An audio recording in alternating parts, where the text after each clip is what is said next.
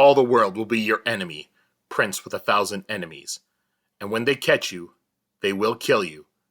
But first, they must listen to Cosmere Chronicles, the podcast where we follow two first-time readers, Justin and Sheta, and we chronicle their journey through Brand Sanderson's Cosmere series. On today's episode, we'll be chronicling the Stormlight Archive, The Way of Kings, chapters 18 through 21. So now let's throw it over to the host of Cosmere Chronicles. This is Joe. Thank you, Joe. Welcome back, everyone, to Cosmere Chronicles. As you heard, my name's Joe, and I'm joined once again by Sheta and Justin. Well, how you doing? Yo. Yep, so we're here this week. And first, let's go into our random questions segment. And one thing I was thinking about the other day is about Hollywood movies and, sequels and stuff like that. So I figure I'll ask you, what do you feel are let's go 3 of the best sequels to movies. Oh, Jesus. And we will exclude Lord of the Rings because those were filmed all at the same time, so it was like one big production. So just movies that started production after the original one was made and stuff. Like true sequel. Yes. Just good ones or better than the original? The best. No, not better than 3 the original. That's a different question. 3 that, you personally liked and you thought were good. Just ones I thought were good, not my favorites? Those are You two know very what? different questions. Actually, I'm going to focus this a little bit. Let's do because I feel like some of the sequels that are usually the worst tend to be either comedies or horror movies. Sequels to those tend to be so much worse than like a sequel to like an action movie. Horror and comedy are much easier to miss the mark on. So let's say, what do you feel are 3 of your favorite sequels to horror movies? Horror movies. Oh, that might be too specific, Joe. No, you can do it. And it's just favorite. It's not best. Well, I I'm going to say think. Conjuring 2. That's a good one. And we have to do 3. Yep. You already called going first, so you got to do your other 2, Sheta. I liked Hellraiser 2. I guess Hellraiser's not a horror movie. That's a family movie. it did have family members in it, but I wouldn't call it that. Unless it's a horror family movie, because then Conjuring 2 would be a good one for that. It may be the only one. Probably just Evil Dead 2 then. I also have to go with Evil Dead 2. I think that's one of the best horror sequels of all time because it's just the same movie but with more to it, basically. Then are we only doing direct sequels or any sequels, Joe? Any sequels. But let's limit it to 1 per series. Yeah. And I'll go with Nightmare on Elm Street 3, which I thought did a really interesting job of turning it into like a fantasy action horror movie instead of just a straight horror movie. And the Dream Warriors one where they all team up to fight Freddy in the mental asylum. I thought that was really interesting. And then, or interesting way to go with the lore. And then I think it was Nightmare Warriors. I think it was Dream Warriors. Let me check. No, I think it was Dream Child and for a later one. Dream Nightmare Warriors. The coolest way to say it. No, it's Dream Warriors. Yep, Dream just looked Warriors. it up. It's Fucking the nerdiest badass. thing. All right, I guess I was just wrong. Oh wait, no. Nightmare Warriors was the name of the sequel series of Freddy vs. Jason vs. Ash. That's why I got that. Ah, not as good of a sequel. Yeah. And then probably, Dawn of the Dead, I think, is the greatest horror sequel of all time to Night of the Living Dead. As good as Night of the Living Dead is, Dawn of the Dead is one of the greatest horror movies ever made. So you can't get much better when it comes to a sequel than making one of the greatest in the entire genre. All right. Then for me, you know what? I would do like Evil Dead 2, but you know what? I'm going to change it up because we don't need it on all 3 lists.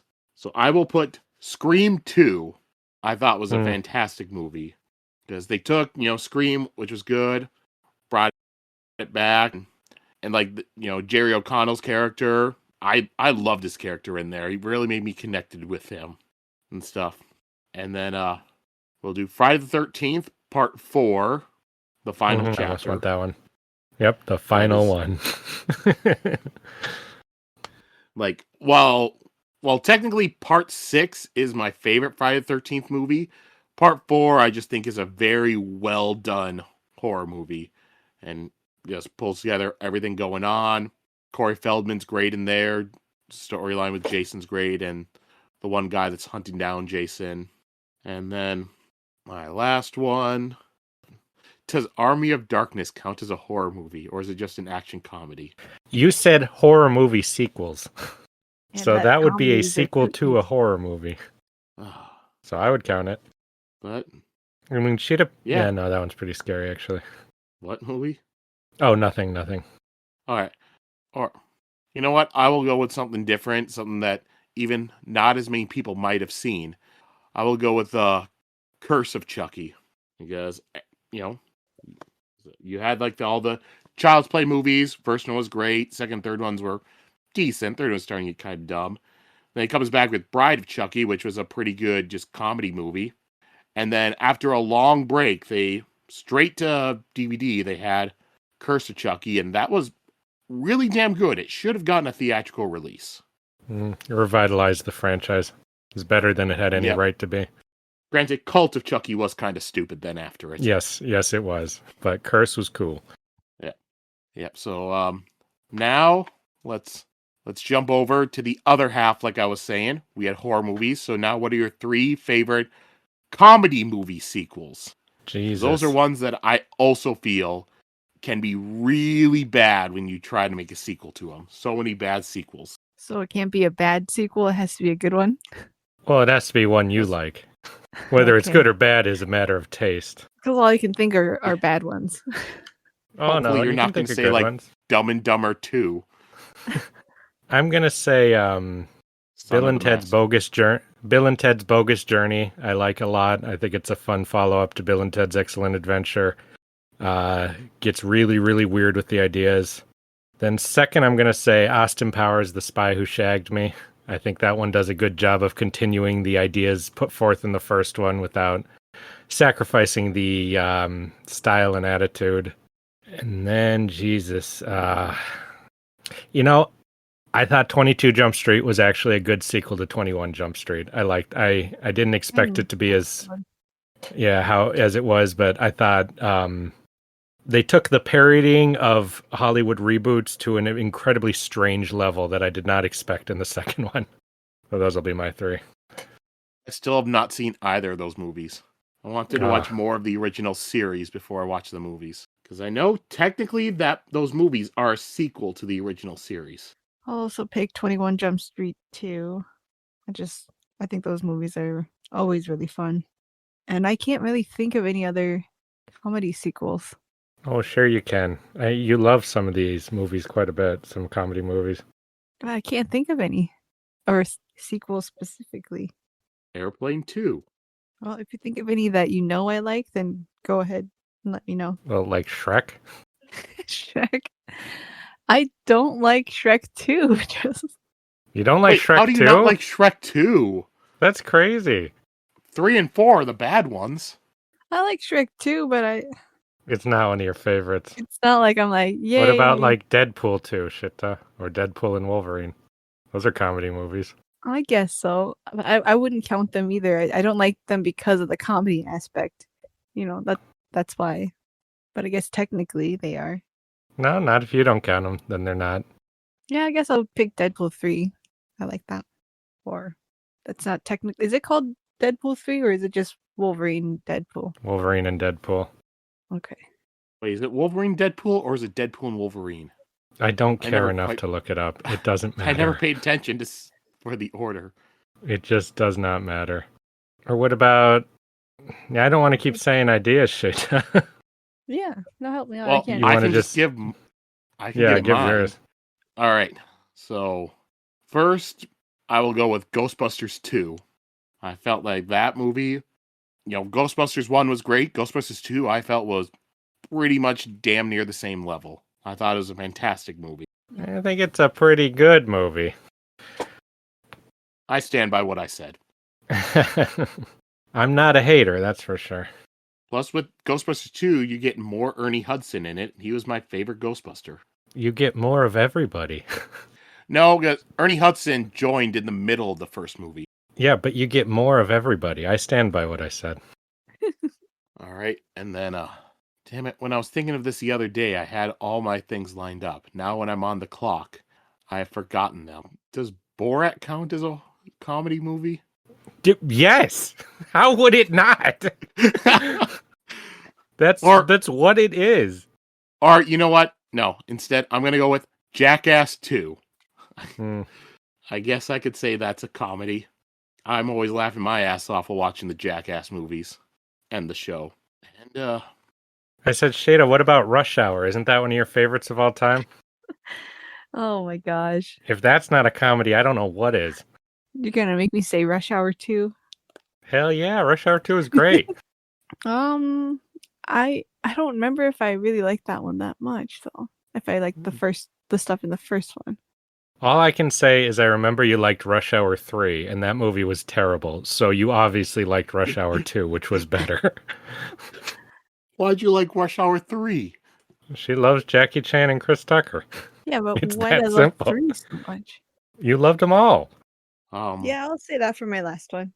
Rush Hour. And then I guess I will piggyback off Justin and say Austin Powers, The Spy Who Shagged Me. I thought you said 3. No. I thought you were going to piggyback off of me and say Rush Hour as well. No. All right. So those are our very all over the place, talking about comedy movies and horror movies and stuff. And you very well might have missed some, because, as I said, I had some ideas the other day, and I completely forgot them when I was actually talking. But let's get back to Brandon Sanderson and Way of Kings. And so we will need to go and talk about what happened on the last episode with Justin's recap. These are, the way this is written, these are all blending together too much, because it's two guys talk about, the king and military stuff. One guy carries a bridge. Like, it's hard for me to differentiate which episode was which. I know last time, what's that? Just get on with the recap.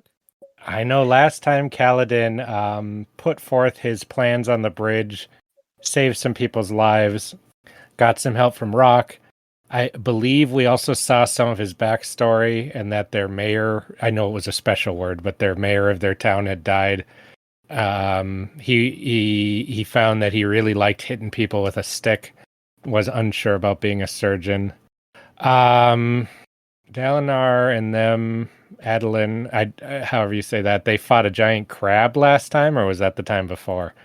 That was the time before. That was the time before.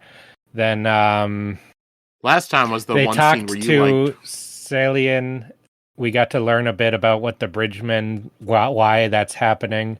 We got to know more about those characters. Who'd they talk to? Saladin. That's how I'm reading it. Salient. Sadius? I put a D in there. It's Sadius? right. Oh. There's no L. Sadius. I put an L in there then. And an N.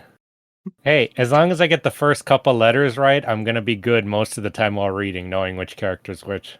I believe last time we saw... No, that was the time before. I'm lost. I can't differentiate. What did I miss that was important? Well, you had the one scene that you loved where Wit had his brutal takedown of Sadius. Yeah, Wit was there. And just Dalinar and Adolin pretty much talking, and Dalinar just saying, yeah, we can trust Sadius and stuff, and he was the decoy and all that. Mm-hmm. Yeah, as I summed up. And they were asked to start an investigation into whether someone tried to kill Elhokar. Mm-hmm. What do you say? Like, yes, that's right. Because those are all the things I said. You're summing up what I said very well. All right. I don't get into the nitty-gritty details, but I say the important information, like that Sadius was talking to some guy. All right. 0 points for Justin. Deserved. All right. So this week we read chapters 18 through 21 of The Way of Kings. So once again, I'll ask you the usual question. How were your feelings and thoughts on these chapters? I really liked a certain thing that happened in here. I thought it was really cool and interesting. A certain thing. My theories are now, my gears are churning about putting stuff together. So that was really fun for me. I got a problem here. I'm too interested in Kaladin's story with the bridge crew. Anytime I'm not focused on that, I am less interested than I should be. I find all the stuff happening at the camp with the nobles and stuff very interesting, and we're learning a lot about it. But I'm so eager to continue that story of him building up the bridge crew. I just want to get through all that and get back down to the dirt. I'd almost rather read like 20 chapters of just that and then learn all this stuff. I'm kind of the opposite. Well, not the opposite, but I like every every character we're cutting to. Like, I'm more annoyed that we get yanked out every time things start getting interesting. So you have what I have on both sides, is what you're On saying, every right? turn, yep. Yeah. But yeah, and like it takes me a bit to be like, oh yeah, I do care what's happening here, and then I get into it again. I will tell you, Justin, your thoughts are not an uncommon thing that I've read. I have read other people have said, yeah, I only cared about Kaladin and stuff. I got so bored whenever we had to jump to like Shallan or Dalinar or stuff like that. Well, I do care. I'd like to see more Shallan's story. I'm very interested in that. Dalinar, I really like the story. I'm really interested. I love the character. He's one of my favorites. But basically, I'm like, okay, so like there's more world building and I'm learning more stuff that's super important. Yeah, I get that. When are we going to get back to people running and dying while holding a bridge and this guy trying to turn it into something more? That's the weirdest shit I've ever read. I have not read that like story before. So as useful as it is to get all this information and build up these mysteries and learn about these characters and stuff, I'm just too interested in that for my own good. It's interesting that the types of story those two are very different, you know. Mm-hmm. Like one is a very intimate, small story about one man's personal struggle, and then the other one's these giant, world-shattering things and clues that are being revealed, you know. So That's it's true. very interesting the scope of both. Like one's like, am I gonna survive the day? Like, will I get food today? Like, you know. So it's interesting what resonates with people. All right. Then let's just get into talking about these chapters. First thing that we had, there was artwork, which kind of showed the war camps on the Shattered Plains. The main thing I'm just going to say, I don't expect you to memorize these, so don't expect that. Of course. Oh, If you expected that, you'd have a problem here, man. But I'm just going to say it does give us the names for all 10 of the High Princes. So I'll just say them all here, and you'll hear them throughout the storyline, but trust, I don't expect you to, there's not going to be a pop quiz next week of tell me all the High Princes again. Yeah, but the 10 High Princes, there were Royan, Sadeas, Aladar, Colin, Vama, Ruthar, Thanadal, Hatham, Betheb, and Sabariel. Some of those names you've heard already. Some of them you'll hear sprinkled throughout the story and get to see more of it. And some of them I saw in a movie called Dinosaur. Did you? Which one? Aladar. It's like, oh Aladar. My God, it's all coming together. Wait, hold on. I'll look this up. If he's not a dinosaur when he shows up, I'm going to be really sad. Yeah, it's Aladar, and it's spelled the same. Nice. Okay. I had tried as much as I could to forget everything about that horrible movie. That movie's not that bad. It wasn't. It was good. Well, it's okay. It's all right. But if you were a young child who loved dinosaurs, then it's great. It had a lot of good lessons about life. God, a bunch of these names they're just Surrey, very close to Siri. Oh my God. Ugh. Brandon Sanderson is the biggest dinosaur fan in the world. Sheta has just put that together. Because this one High Prince has the same name as the main dinosaur in that movie. And the one you just said. That's one dinosaur had a similar name to Siri. That's pretty similar. Suri is also the name of a character in Black Panther, and Siri is also the name of many other Shuri is the name of the character in there. That's totally different. You're right. I forgot the H. Totally different name. Okay. Well, anyways. All right. So, first chapter we read was chapter 18, titled High Prince of War. Epigraph. A.T. was once a kind and generous man, and you saw what became of him. Race, on the other hand, was among the most loathsome, crafty, and dangerous individuals I had ever met. These are starting to get quite interesting to me. Well, that one also continued the thing Mhm. that annoyed you last week. It is for the following reason. And then you get this. No, this is different. This is different. They gave me information this time. No, no, what I was saying, it followed up on what annoyed you last week. It Oh, gave you I what see, he I was see. saying. All right, so chapter begins, and Adolin, he's meeting with some leather workers and having them check on Elikar's saddle. And they come back and they tell him that, yeah, this saddle, yep, it was cut. And he's surprised that it actually was. And the leather worker, they also suggest that, it might have just been cut by loose buckles scraping against it and everything like that. Adolin asks if it was cut intentionally, and the leather worker says, well, it could have been, but I don't know why anybody would want to cut it intentionally. So then Adolin leaves, and he continues his date with Janala, which he was in the middle of when he decided to go conduct his investigation into the saddle girth. I hate that so much. Like, hanging out with you while you're at work is not a date. Yeah, but he's doing a assassination investigation. That can be fun. If she's into that, maybe. I'm just saying, don't judge Adolin. It's every girl wants to go to a leather shop and stand around on a date. And one other fun thing with during this scene was one of those leather workers talked about how he was Iriali, which they're from country all the way to the west on Roshar called Erie, and it just described that his hair was golden, not blonde, but it actually looked golden.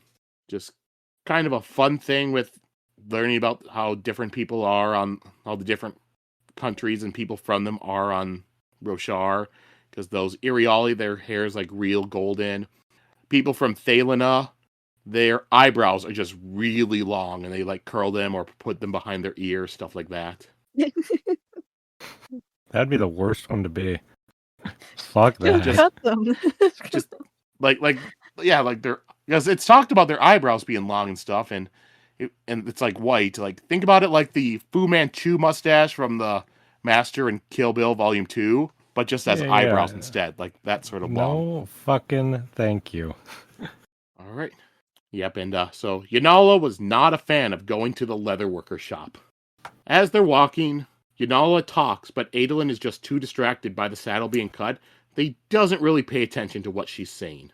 But Adolin does come back to the conversation when she mentions that he should get his father to relax the rules about wearing uniforms because they are just so drab. I hate these people so much. I hate this whole culture.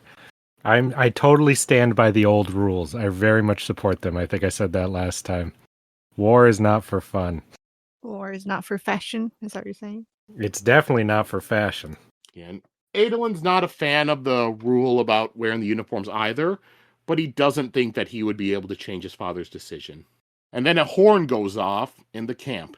And the horn going off signals that there had been a sighting of a chrysalis out on the Shattered Plains. After that one, a second series of horns going off, and these horns are pretty much telling them where the chrysalis was found. And Adolin's thinking, all right, with where that's at, we have a chance. We could go get it. So he hopes that his father decides to go for it. And if he did decide to go, there would be a third horn, but there is not one. And Adolin gets disappointed. So he leads Yanala on to check out something else. And then we jump over to Dalinar, and Dalinar is in Elikar's palace, and he's standing there and he's watching as Sadeas' army gathers to go out onto the plains for that chrysalis. And Teshev asks if he wants to continue. She is the wife of one of his officers, and she's also one of his scribes. That's one thing, if people hadn't been able to put it together, women in war camps and stuff are very important, because since the men can't read or write, women are there as their scribes and messengers. I'm starting to get the vibe that some clever woman gave themselves this role in society in this world. A weird, so as far as we know, it's just a cultural reason why that is. That's what it sounded like. Well, yeah, because men can read. It shows that some of them do, and it's considered kind of weird to do.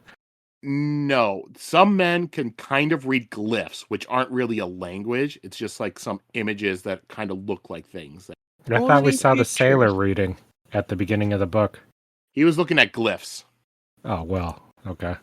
Especially, and it's a religious thing, so it's Vorin. So if you go to different parts of the world where they follow different religions, then you might find people reading. But in the East, where it's mostly these foreign countries like Yakovet and Alethkar and stuff, then you're not really going to find men that can read. Okay, so it's religious. Yeah. What was that hesitation? I'm going to start a theory now. Oh, okay. All right. So back to the story. Dalinar didn't trust anyone completely, and he would be glad whenever Yasna returned if she ever did, because then he would have her scribe for him. Some of Dalinar's officers hinted that he should remarry and then have his new wife scribe for him, but he did not want to do that because the only thing of his wife is the hole that's in his mind that had been taken away from him, and he did not want to fill it with a different woman just so that she could be a scribe. And Teshiv tells Dalinar that nobody saw anyone interfering with Elhokar's saddle or horse, and spies say that there are no whispers among, grooms or anything about it. And the grooms say that they had checked over the saddle, but when they were pressed on it, they couldn't specifically remember checking it. Teshiv says that High Prince Aladar has begun talks of taking a short vacation back to Alethkar, and Dalinar does not like it. He doesn't trust the High Princes, and he thinks they could scheme if they were out of his sight in Alethkar. Teshiv says that she looked into the ledgers, and Thanadal, Hatham, and Vama are all behind on their payments. Only Dalinar and Sadeas are paid ahead, which is what the tenets of war require. And Dalinar explains to her that the most fragile time in a kingdom is during the reign of the heir. There isn't loyalty to the founder, and there's not tradition like once you get to later reigns. So, right now, they need to keep the kingdom together until the High Princes see themselves as part of a greater whole instead of individual princedom. And Dalinar thinks about what he has heard in his visions. The true desolation, the night of sorrows.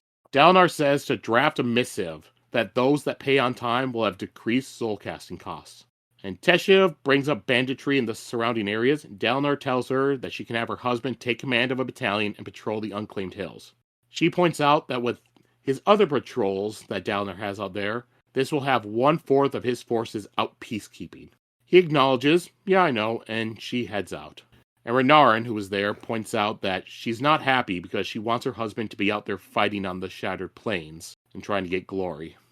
And then next, Dalinar now that he's along with Renarin, he brings up the hunt with Renarin and says that Renarin should not have rushed out there like he had done. He asked, what if you had had one of your fits? Renarin says that, well, maybe then the Chasm Fiend could have killed me and I would no longer have been a useless strain on everyone.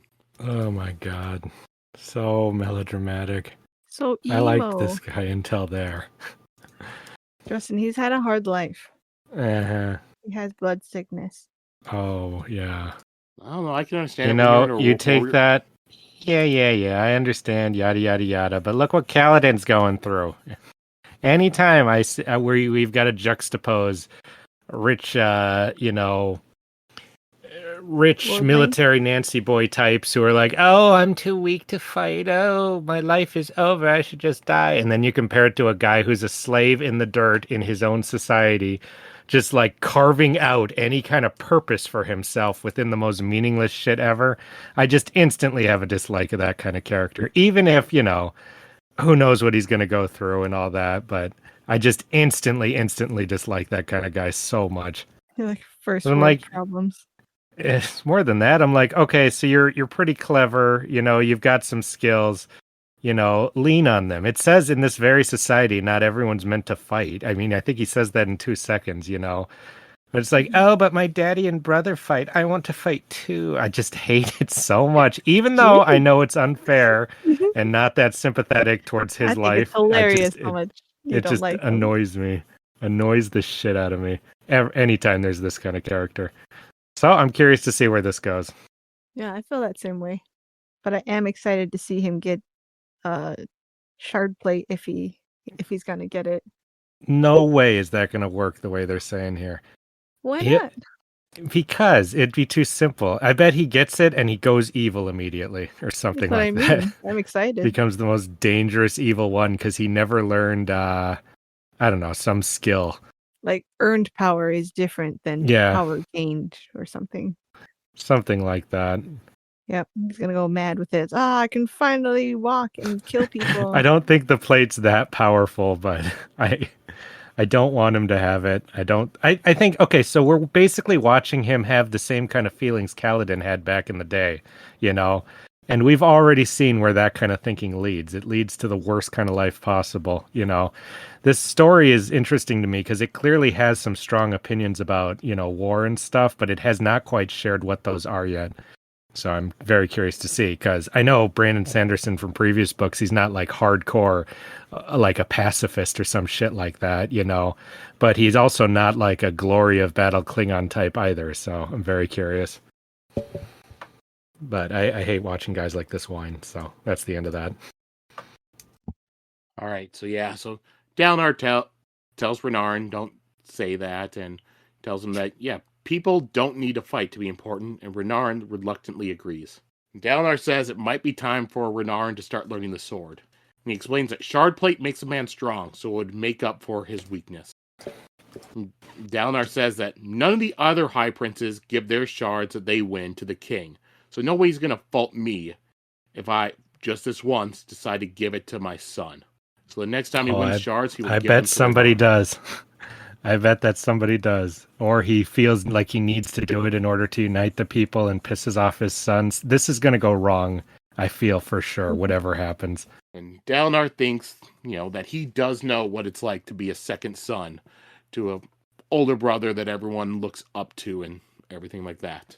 And then we jump back over to Adolin. And Adolin arrives at a temple to speak with the ardent Kadash. And Kadash has a scar on his head because he had used to be an army officer before he became an ardent. And Yanal is upset because now they are showing up at a temple, and she had expected to walk somewhere romantic. And after Adolin pitifully attempts to fix the situation by being like, temples are romantic, she's like, I'm going to go outside. I'm just going to go wait outside. And she goes out there and she yells for someone to get her a palanquin. And Adolin's just like, I'm going to have to buy her something expensive to make up for this. What? He's got very important duties he's doing here. I don't think she's worth Why it. did you double book, is what I'm saying. Yeah, but if you're going to be with somebody like That's that, you're just going to have to laziness. expect you're going to have to expect double booking. I would be more... He's so rich and powerful. It's a matter of respect. If it was so important, then you just say, my dear, I've got some very important duties to attend to, so I will have to wait to spend time with you and reschedule. I'm saying he's the kind of guy who's never going to do that. He needs to find somebody who's married to their job too. It's the only way. Yeah. Somebody who likes the nicer things in life, they've got the wrong thing here. I completely agree with you. I also completely agree with what he says a little bit later. And so Kadash asks Adolin why he came to see him, and after they go to a secluded area in the temple, Adolin asks him if his father's going mad or if he really is getting visions from the Almighty. And Adolin tells him that every high storm, Dalinar raves and thrashes, and afterwards he claims to have seen things. Kadash says that he is an ardent, and thus he is technically owned by Dalinar and is loyal to him. And Dalinar's there to make sure that Kadash doesn't rise above his station. I like that system. That's hilarious. To openly know that they're there to stop you from doing that is funny to me. And then Kadash tells Adolin about the hierocracy. We get a description of it. Pretty much it was a time when the priests had tried to conquer the world for its own good. People back then were taught not to follow the Almighty or the heralds, but to follow the priests and what they say. Then the priests had begun to claim to see visions and prophecies, even though such things have been denounced by the heralds themselves, because seeing the future is evil. And then when the Sunmaker cast down the hierocracy, the priests were interrogated, and it was discovered that they had seen no visions, and all that was just a pretext. So now the Ardents are technically owned by like High Princes and Light Eyes and stuff, so that way they don't own anything and they can't rise above their station and try to take over the world again. Smart. Cadet. First smart thing I've seen this society do. Unless it turns out all those visions were true all along. They were the good guys. Yeah, 100%. No, the ones they were having. I think you they are. think that the visions they had when they tried to take over the world were true? Yeah. Really? Mm-hmm. And that this would be better off as just a theocracy? I don't think what's happening is the correct thing to do. I think I think everything sucks. The world is literally like a ruin of like a like a parched desert, because this isn't the way. All right. So how would priests being in control of the world fix it from being a parched desert? How would she possibly know that answer? You say that like the answer should be obvious. How would she know that?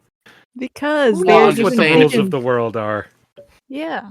They're speaking I'm with just saying, the like, gods of the land, so Oh, because they stopped speaking to the gods in the future. yeah. I'm The not gods, convinced in any way whatsoever. you'll see. Oh, I'll see. You'll You're see that when it's confident. revealed. I don't know. From what I've seen in previous books, it seems like as religious as I know Brandon Sanderson is and stuff, he cares about that. He does not seem like a blindly trust the church guy. He seems more like a watch out for people who will take this faith and manipulate it towards their own ends kind of guy. So I'd be very surprised if what you're But saying turned out to be the he's case. also sometimes the church is right. Sometimes the church is just some nice guys trying to do the right thing. When was that the case? In Warbreaker, when we all suspected that the priest I suppose you're right. I forgot about that Yeah. one. Yeah. so I think he likes to do, both sides of the argument and kind of be like, just be wary of everything, but always trust what you trust in or what you Yeah. believe in. I suppose I stand corrected. Still not convinced. And even though I defend you, your the world is a wasteland because people aren't listening to the church is based on absolutely nothing whatsoever. You gotta have faith, Justin. I do? In a fictional story? You gotta have faith. That's the lesson. And in something you just randomly said? Faith in me. Yeah. Oh, faith in Justin? you. Okay. It's like what the prophet George Michael said. You gotta have faith. I guess I always forget about the prophet. All right. Yeah, so Kadash says that he's not accusing Dalinar of lying, but he also cannot condone mysticism or prophecy. He says that if the visions are true, then they are between Dalinar and the Almighty. But Kadash also knows what it is like to be haunted by death and destruction from war. He says that Dalinar is not going mad, but the visions may be from Dalinar's own mind. It's a delicate balance. And then we're back over to Dalinar, and he goes to go see Elhokar, who's standing looking out over the Shattered Plains. Elhokar asks why Dalinar thinks that they had killed his father. Dalinar says that he has wondered if it was just a cultural misunderstanding.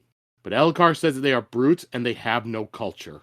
Dalinar thinks about how they had seemed primitive, but they are not brutes, and that they had never really understood the Parshendi, and that is the crux of the problem. That is. If you don't understand your enemy, what kind of war are you having? Not one according to the book. Did the book say that? The Book of War.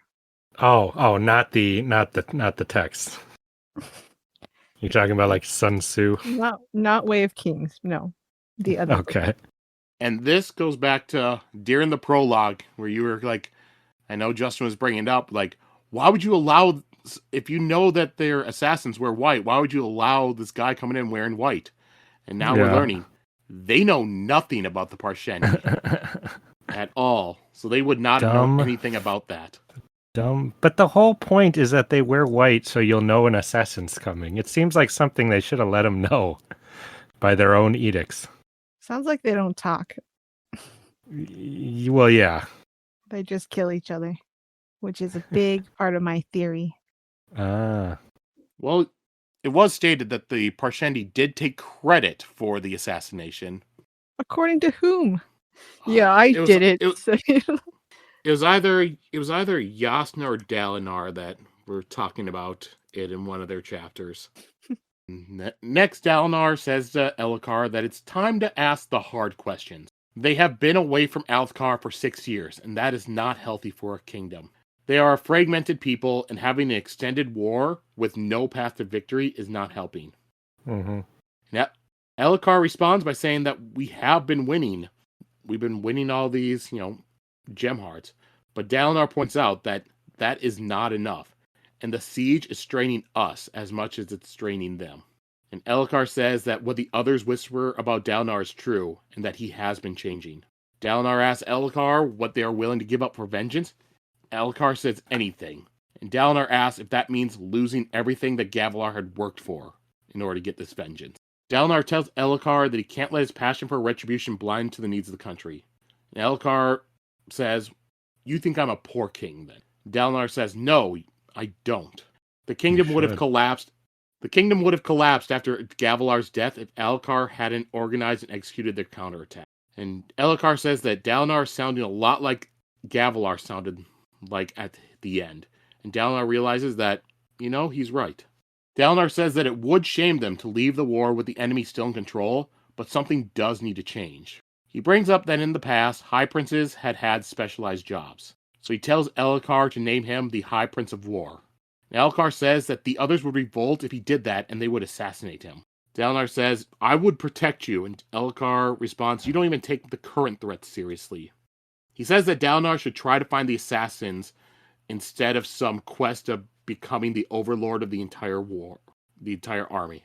And Elhokar says that Dalinar is growing weak and that the others would exploit it. But Dalinar says, "I'm not, and I need to be the High Prince of War, and I will protect you." And Elhokar points out that, yeah, like you protected my father. And Dalinar agrees that he failed there. Elhokar points out that in the past, Dalinar would have demanded a duel if somebody had said something like that to him. But now, Dalinar just agrees with them instead. And Elhokar does concede that Dalinar has a point about the High Prince of War, but the others are too comfortable in the current situation. But he does say that if Dalinar can prove that he can get the other High Princes to work with him, then Elhokar will name him the High Prince of War. And Dalinar leaves, and he's heading out, and he's thinking about which High Prince should be the first one he should approach. He figures that going with the weaker High Princes would be the best. And then Rhaenyra points out that, "Dad, there's a high storm coming." There wasn't supposed to be a high storm, but predicting them is not an exact science. They more kind of get them in a general area. So they decide to race back to the Kaladin camp in order to beat it. Technically, they could rest in a different war camp, because none of the other High Princes would turn away another High Prince. But Dalinar does not want to wind up having his vision someplace else. Yeah, Aladar's Eventually, camp was the closest one. What's that? Aladar's camp was the closest one, and I was like, "Oh yeah, let's go see Aladar. He'll let you join, or he'll let you hide." Oh, the dinosaur.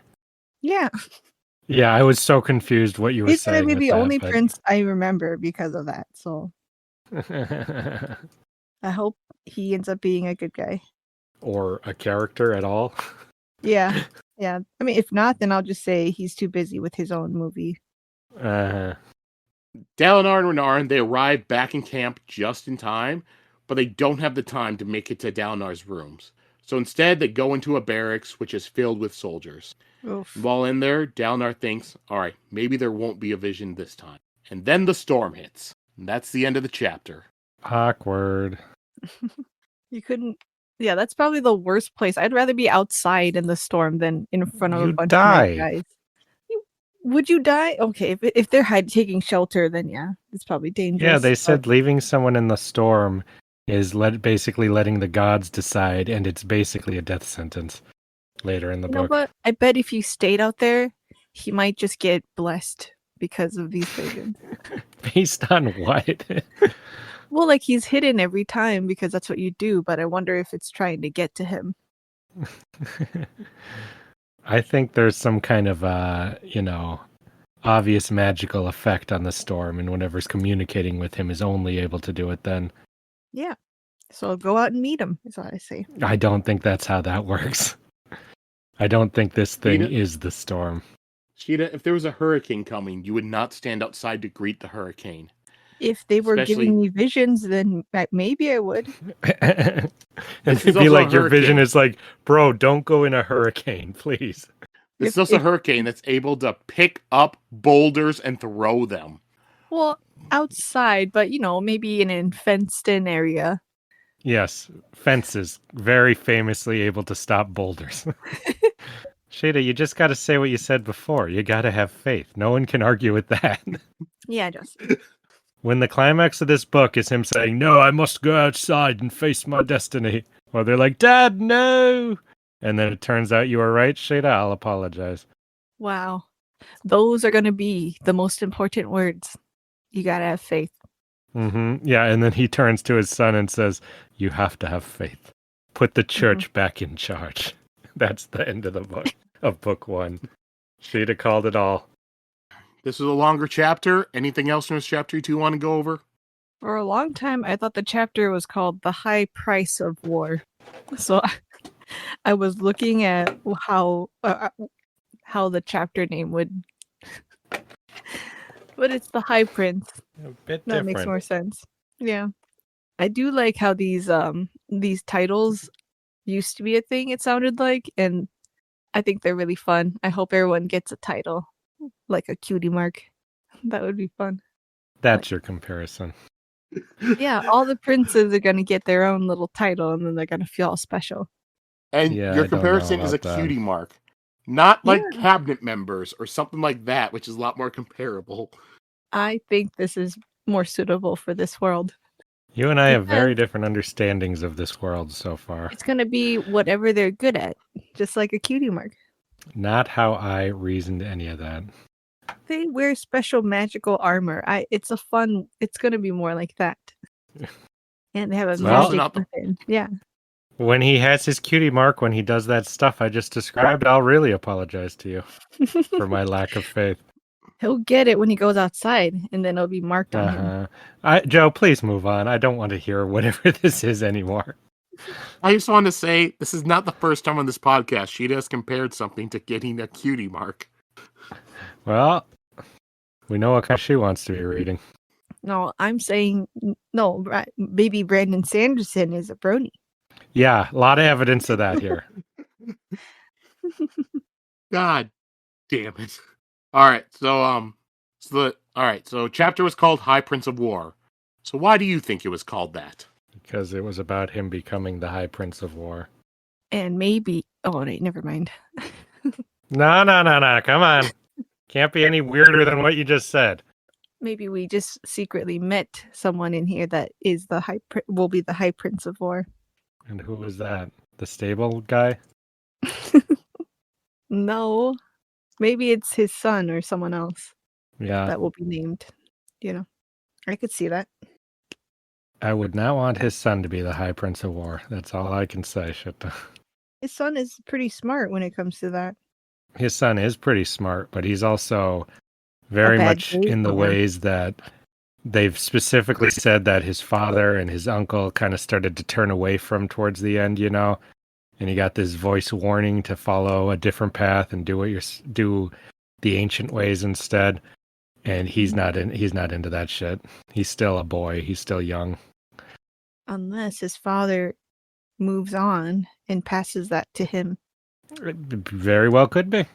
And then he's like, "Cuz this is real."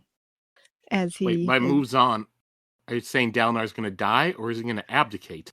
Oh no, he's gonna flash forward into the future or the past. Okay. Sounds like you got some thoughts I don't have going.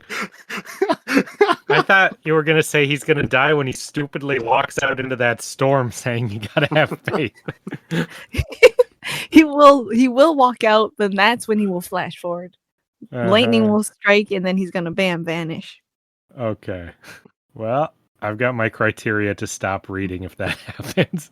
I'm calling it now. What if it gets set up very well? I'll still stop reading if it's that specific thing. No What if it brings a offense to the tear to writing. your eye because it's so good? That's the one situation where I will continue reading, but it's going to be a tear of agony, I think, instead. All right. Well, let's move on to the next chapter. Chapter 19, Star Falls. All right. Epigraph. He holds the most frightening and terrible of all the shards. Ponder on that for a time, you old reptile, and tell me if your insistence on non-intervention holds firm. Because I assure you, race will not be similarly inhibited. That's very interesting. What is happening? Well, we know that we believe, I forget what evidence we have, but we believed this was being written by Hoyd or a type like that. Is that correct, Shita? I thought you said it was Saced. I thought my random based on nothing theory was that it was Hoyd writing letters to Saced.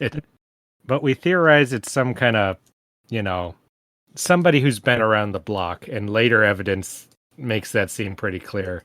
So that non-intervention thing, I think, is very interesting. If you have people who are aware of these different places and are Ooh. making, that there's something bigger. This epigraph implies there's something bigger here than we've been explained so far, and I find that very fascinating. Let's see. So you thinking they're like watchers or something? Or No, observers? travelers, because it describes this guy, and then he has two companions he's with, right? Or not with, but he talks about two companions, Mm-hmm. and he says one's worse than the other.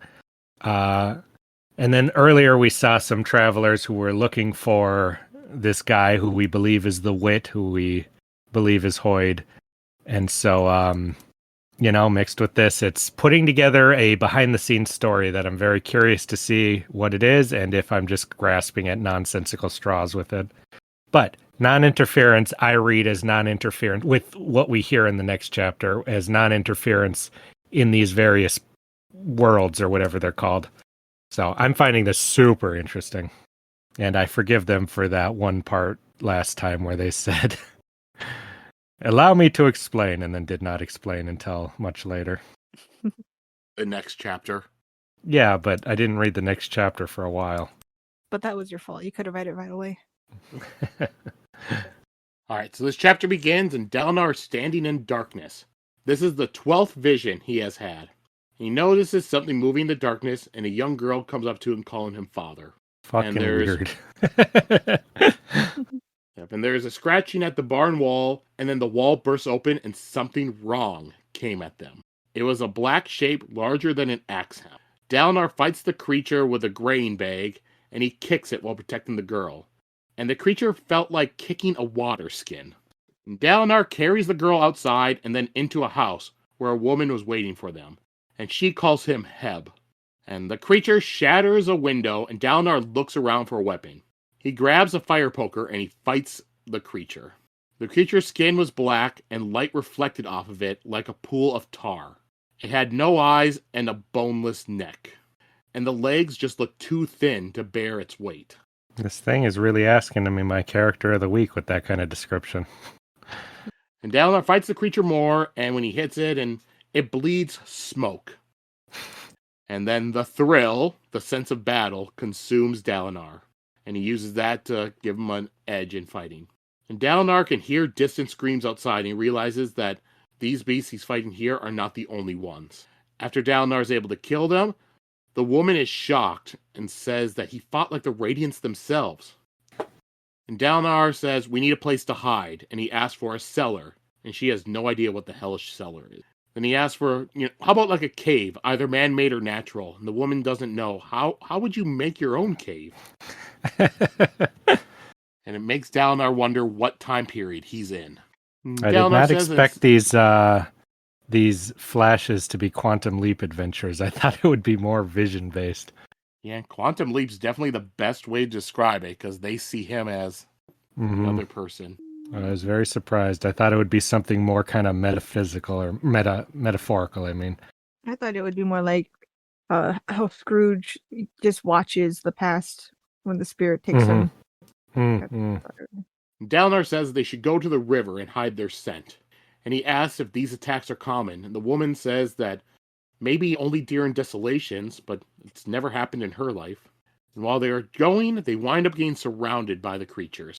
And Dalinar thinks about how she had called this a desolation, and remembers that those were during a near mythical time in the past, before mankind had defeated the Voidbringers. And he wonders if these creatures are Voidbringers. And then the creatures come at him again, and Dalinar fights. And we get a pretty lengthy fight scene with him going between forms, but towards the end of the fight, Dalinar jumps to cover the two girls, and he gets sliced up by the creatures. And he shouts out loud, why is he being shown this vision? And then a brilliant blue light falls from the sky and lands nearby. It was a man wearing glowing shard plate and bearing a shard blade. And then the shard bearer kills the creatures. That was pretty fucking epic. I didn't expect something that cool. Yeah. Just Superman just flies down from the sky. What's that? Oh, I imagine them like Power Rangers for some reason. Because of the Or just armor? the light appearing. Yeah. Yeah. I didn't think of that. That's funny. That's very different than the image in my head.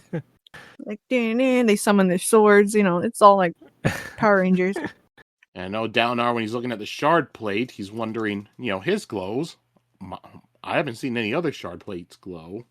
And Dalinar moves to try and help his wife when a woman in shard plate tells him to be at peace. And she's holding a topaz, and she touches him, and his wounds wind up healing immediately. And then she touches his wife, Taffa, and heals her as well. And Dalinar's just shocked to see that there is a woman shard bearer. And the shard bearers start fighting more of the creatures, and Dalinar joins in with his fire poker and fights the creatures as well. After they kill the creatures, the male shard bearer applauds Dalinar's fighting. And Dalinar notices, man, the man's helm's gone, but when did he take it off? And he also sees that this man's eyes seem to be glowing. And on the shard plate, there is a symbol on there that matches the symbol of the Lost Radiance. And the man says that if Dalinar wants to put his training to good use, then he should come to Urithiru. He cannot promise him a position in one of the orders, but he's confident that Dalinar could find a place with them. And then the male shardbearer heads to the village to protect the people there. And Dalinar asks the woman Radiant what year it is.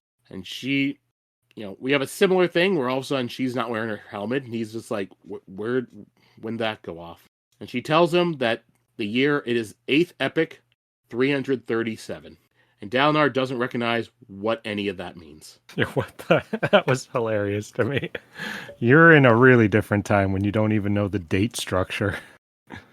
Dalinar asks where he is, and she says that this is Natin Natin, which Dalinar recognizes as the kingdom that used to be where the Shattered Plains are now.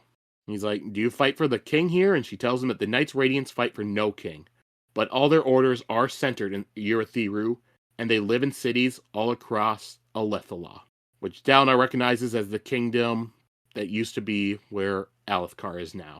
She explains that their kingdom studies the arts of war, so that way others may have peace. And they must maintain the arts of killing, that way they can pass them on to others when the desolations come. Dalinar asks if what they had just fought were Voidbringers, but she says that no, these were just Midnight Essence. But it could be signaling that the desolation is close. And then the Radiant leaves, and Taffa begins speaking in a much deeper voice. And it is a voice that Dalinar has heard in the other visions. Dalinar asks why he is being shown these visions, and the voice tells him that he wishes he could help him, but Dalinar must unite them. Dalinar asks some more questions, and he just keeps getting some more vague answers, which annoys him. Then he asks the voice if he can trust Sadeas, and the voice tells him, yes, that is important. Don't let strife consume you. Dalinar asks what he should do about Elokar and the war, and the voice says, I'll do what I can. And then Dalinar is suddenly back in the barracks. But he thinks about how he had finally gotten a straight answer about trusting Sadeas, and now he needs to find a way to get all the High Princes to work together. And that's the end of that chapter. Not what I expected from those visions at all. Mm-hmm. It's really fun. I get so annoyed with spirits who aren't willing to answer questions, so I'm glad he kept asking them, because I hate in these things when people don't ask, okay, so just calmly, what the hell is going on? I did feel like a D&D session or something. We're like, felt like what a do I D&D do? session should be. Not people asking the same useless question over and over again. That the DM's like, bro, that's nothing to do with anything. Get off that. Jeez, now I know how you feel. Justin is our DM. Also, a true D&D session would have had Dalinar, then whoever was playing as Dalinar would then have tried to sleep with that female Radiant. Yeah, one of them will hit on her like, so are you doing anything after this desolation? Like, There's always one person in the party that does that. throw her friends on blast. Also, that's usually you, Joe. That is never me. That is... This is the person who cannonly dated Romalia. Like, you're the only person that did it. Like, What? Are you talking with Valerio? You were trying to sleep with anything that had tits. he was happily married by the end of the campaign, so... I don't know what either of you are arguing about here. You both do it. No, I picked one person, and I stuck with it. My guy was committed. Sheta was trying to sleep with a bunch, and some of our other people tried to sleep with a bunch of other people too. You know how many characters I've tried to sleep with in game? 0. I have never done that. Yep, they just come to you. Yeah, that's it. The one thing I've noticed in D&D, everyone seems to play, whenever someone plays a bard, almost always they try to play the bard as the bard will sleep with anyone. I just like it where it's just like, you know what? I want to see somebody play a bard and just be like, you know what? I'm chaste. I'm not going to try to sleep with anything that walks. You Not picked the every wrong bard job. has to do that. Yeah, but it's fun. You could just like music. That doesn't And sound why does right. anyone like music, Joe? Yeah, It's to get laid. that's it. All right. Anything else in this chapter that you two want to go over? I have a lot of stuff, but I'll save it for the theories and predictions. All right. No, you always say that, and then you forget all of your theories and predictions. Yeah, but I don't want to put it right here randomly. Or do you think it would be better here? I don't know. I don't know what you're going to say. I'm going to be all over the place, so we'll just wait till later. Because I'll say stuff from later stuff too, or I don't want to be hampered. I can say I thought it was very funny. The, tell me what the day it is. What's your name? What year is it? What town we're in? And his wife just being like, what the fuck are you talking about? And he's like, oh, I hit my head. Just answer. I thought was a good cover. I thought it was sad when she's like, can you heal him again? I don't think it worked the first time. Like, or when he was going like, come on, move, woman. Woman, my Yeah. name's Taffa, your wife. it's like, get the girl. It's like, the girl? Your daughter? Like, our daughter? Like, All right. And then this chapter was called Star Falls. So why was that title chosen? Because of that guy who fell from the sky like a star. That's my pitch. no. Okay, so I imagine those creatures they were fighting looked like Thanators from Avatar. You know, like the they- panther dogs. They absolutely did not look like that. Oh, well, that's what I imagined them like. Wait, Thanator? Yeah, those are like the panther dog things. They were described like Their skin was very slick, like oil, okay, their skin maybe. I could see that. and they were the same size. They were bigger than the dog, like the hell. Well, that was just used for shape or for size, Yeah. I thought. I don't think it was saying it was a dog. Yeah, because it also said that it had no eyes. It had like a sinewy, like boneless kind of like neck. And it had Mhm. thin legs that really looked like it should not be able to hold up that body. Yeah, so I imagine Thanatars with skinny legs. Okay, can't argue with that. Anyway, I think those are the stars falling because they called them midnight essence. So they fell from the sky, maybe. Oh my gosh, maybe they're aliens. In that case, yeah, oh my gosh, all the evidence. In that case, I do have to ask, why aren't they shiny? Why are they pitch black They're if midnight. they're stars? They're from the sky. They're from the midnight part of the sky. I'm fine with them being from the sky. You said they were stars. That's the part I'm asking about. Urban, the radiants are the stars. That's why they fight them. So you're changing your reasoning?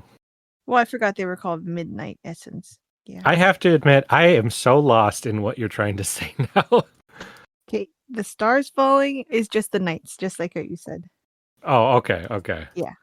I liked them being stars that were pitch black. I wanted an explanation. Shit. Sorry, I changed it. All right. Next, we'll move on to chapter 20, called Scarlet. And this was a shorter chapter. And from the logo, we can see that it's a Kaladin chapter. It's another flashback, so we go 7 years ago. And the chapter begins, and Cal is desperately trying to save a child.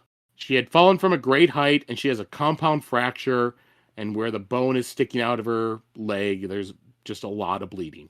And her father, Harl, is shouting, but others are holding him back. Cal's able to get a tourniquet on the leg, and he uses his finger to like hold the artery closed as he tries to get everything all taken care of.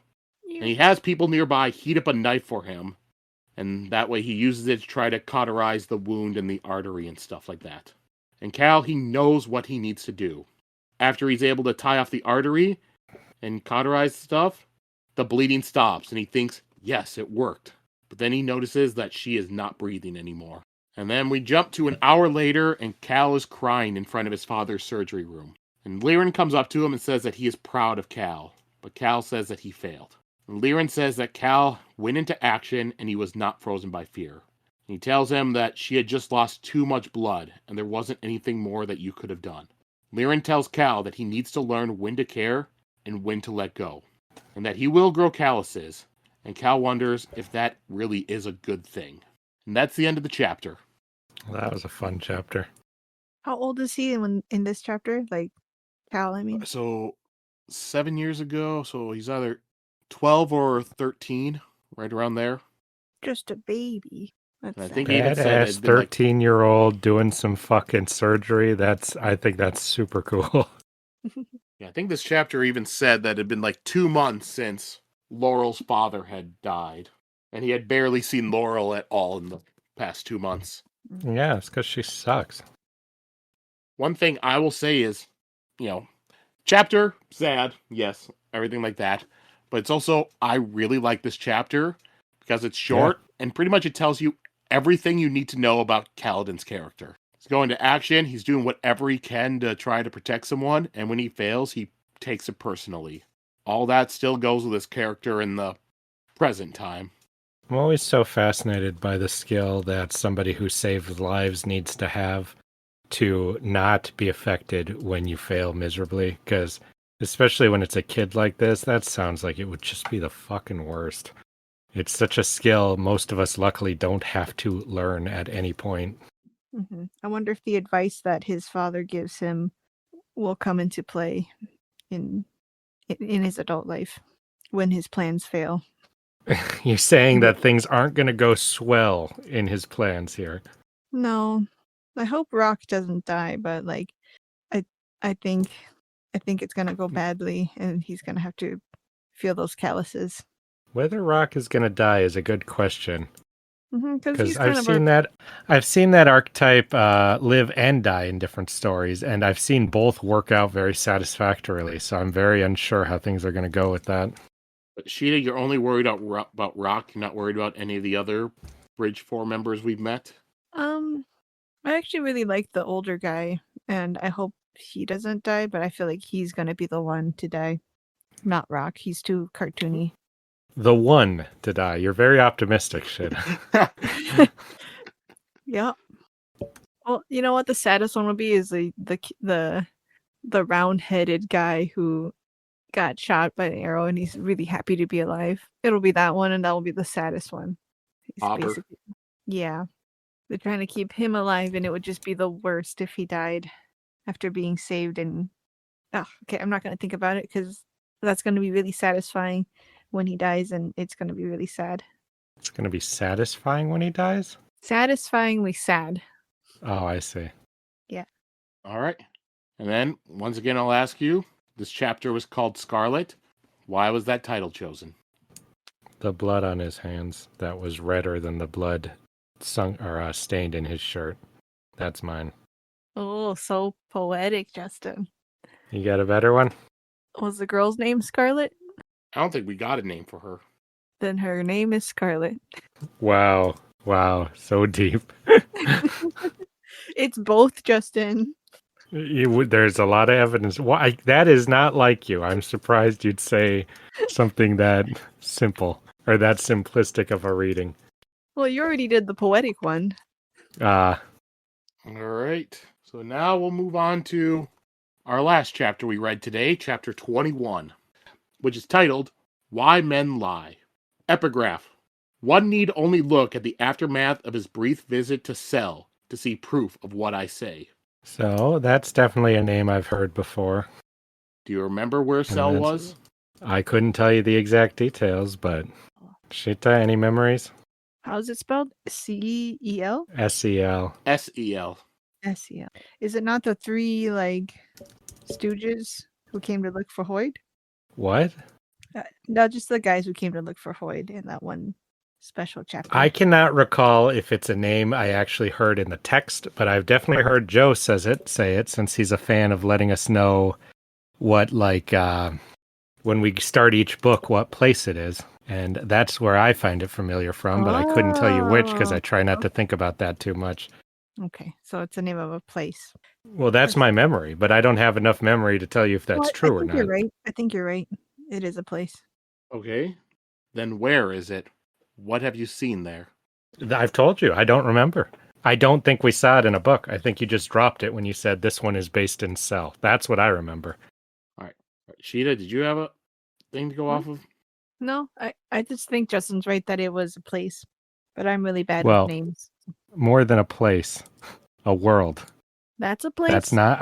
I don't know if it's this world though. It's not because you just said what this world is called a little bit ago, but I forgot the name already. This planet's Roshar. Okay, so it's not Roshar. There you go. So that's very, very interesting. However, without looking up online, I could not recall the details, and I don't want to get spoilers by accident. Yeah, it's a place where one of the books took place. Yeah, there you go. That's my memory.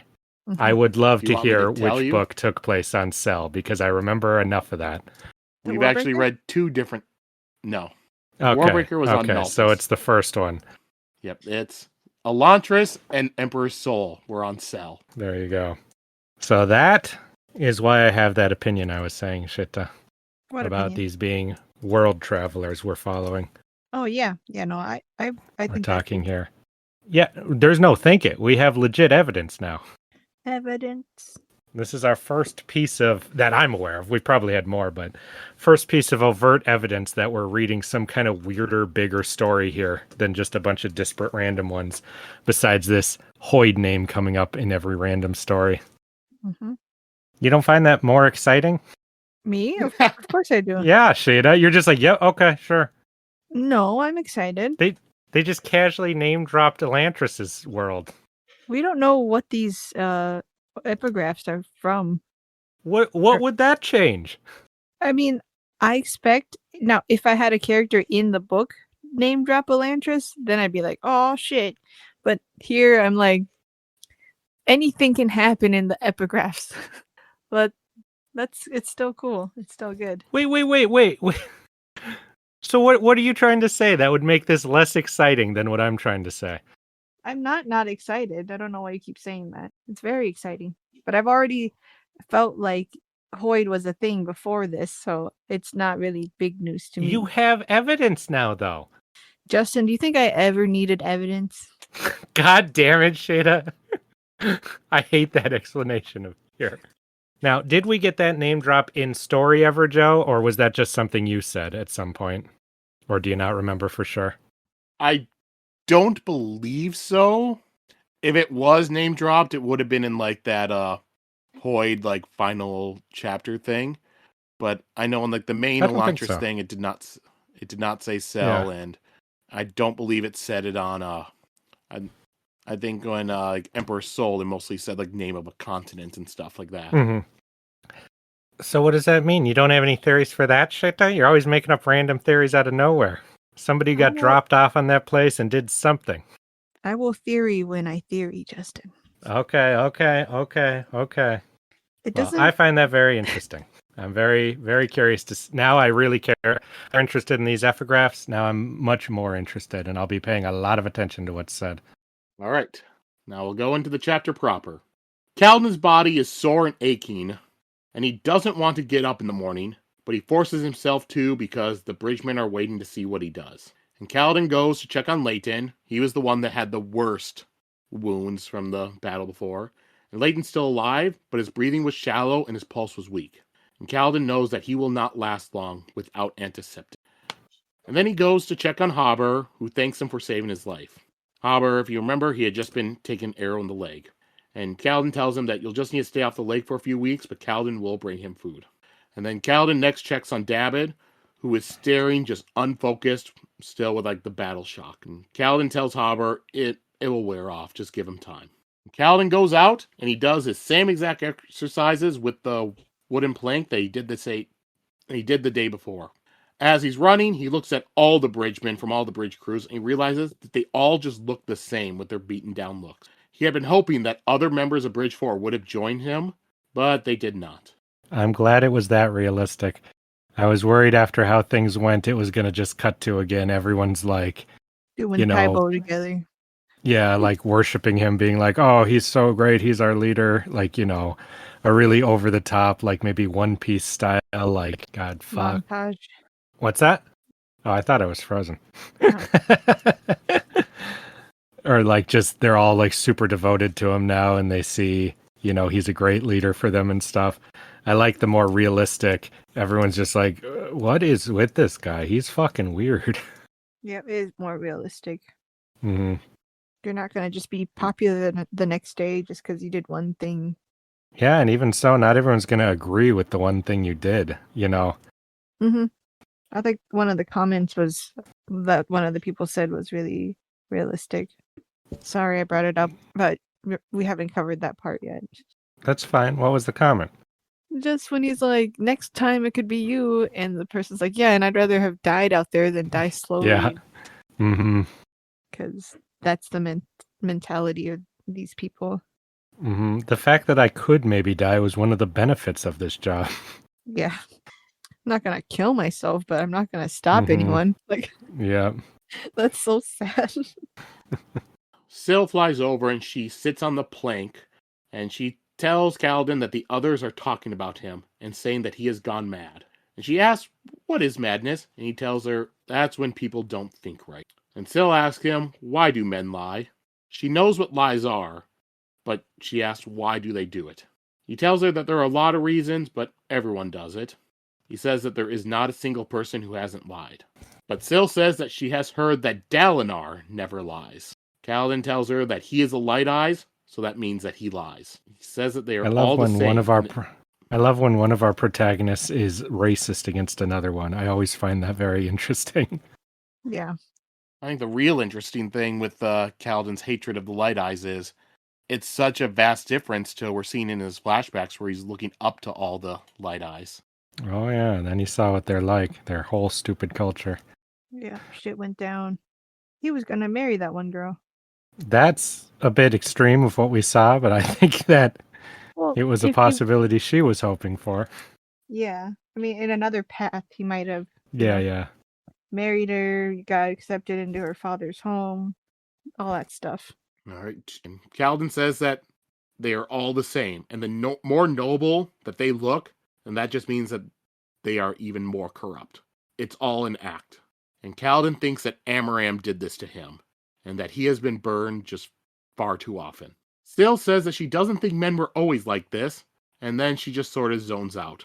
When Kaladin asks her again, she says that she had heard of times when there were no lies. And Kaladin says that those were just stories of the heraldic epics when men were bound by honor. And he says that those stories proves what he says. The heralds had abandoned them, and the night's radiance fell and became tarnished. Fell. Interesting word. Like a starfall? Is that what you're trying to say? Yeah. And Kaladin tells Syl that, talking to you probably does not help my reputation being insane. And Syl responds that, all right, I'll stop trying to be so interesting. Gaz comes over to Kaladin, and he says that Brett Lord Lamoral had heard about what Kaladin did. Lamoral had taken to Sadeas, and Sadeas told Lamoral to let Kaladin keep the wounded, but they are forbidden food or pay while they're unable to work, because Sadeas wants to use them as an example to show why they should not bring their wounded back. See, Sadeas is smart. As much as I hate him, that's the way to do it. You hate You him? need to make people hate the guy who's trying to help you and see your only ally as actually your enemy. Very good stuff. Kaladin heads back to the barracks and he sees Bridge 4 sitting around outside. And he tells them the news that Gaz just gave him. And he suggests that if they all pool their money together, then they could buy medicine and they could all share their food together with the wounded.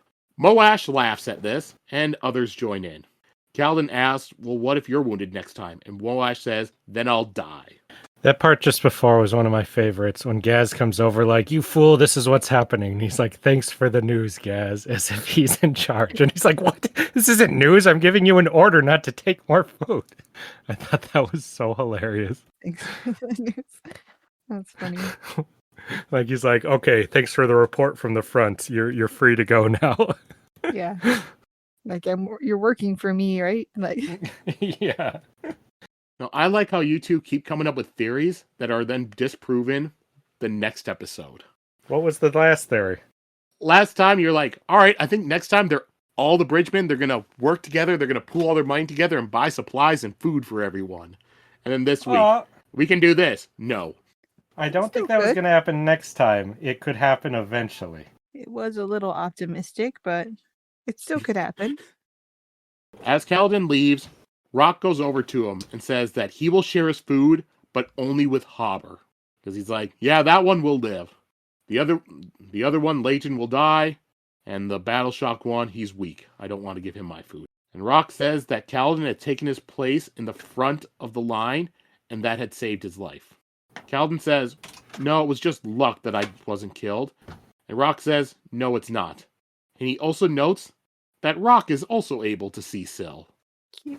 And Rock explains that he is Ala'i'iku. And then Rock goes on and tells Kaladin that Bridge 4 had only lost 8 runners yesterday, including the wounded. And all the other bridges had lost so many more than them. And in the past, Bridge 4 never loses the least amount. Kaladin tries to say, well, it was just luck, but Rock just calls him an airsick lowlander. And Kaladin knows that just money and food from the two of them is not going to be enough to save the 6 men, but he comes up with a plan. So Kaladin goes back over to Gaz with Rock, and he gives Gaz an offer. Bridge 4 today is supposed to be on pot cleaning duty, but Kaladin instead offers to switch jobs with Bridge 3, who are out on rock collecting duty. Gaz agrees, but only if Kaladin takes the fall for it. After Gaz leaves, Rock tells Kaladin the other men will hate him, because they've been looking forward to easy work with the pot cleaning. But Kaladin tells him that this job is going to mean life or death, but they will need more help. They go over to Teft, who immediately tells Kaladin, I'm not sharing my food. Kaladin tells him that he does not need his food, but he needs his loyalty. Teft responds that he has given his loyalty too many times before, and it all winds up the same way. He winds up betraying it, and that Kaladin cannot depend on him. And Kaladin tells Teft that all of them in Bridge 4 are broken. He had even failed his own, and his own brother died because of it. And Kaladin says that death is not better, though.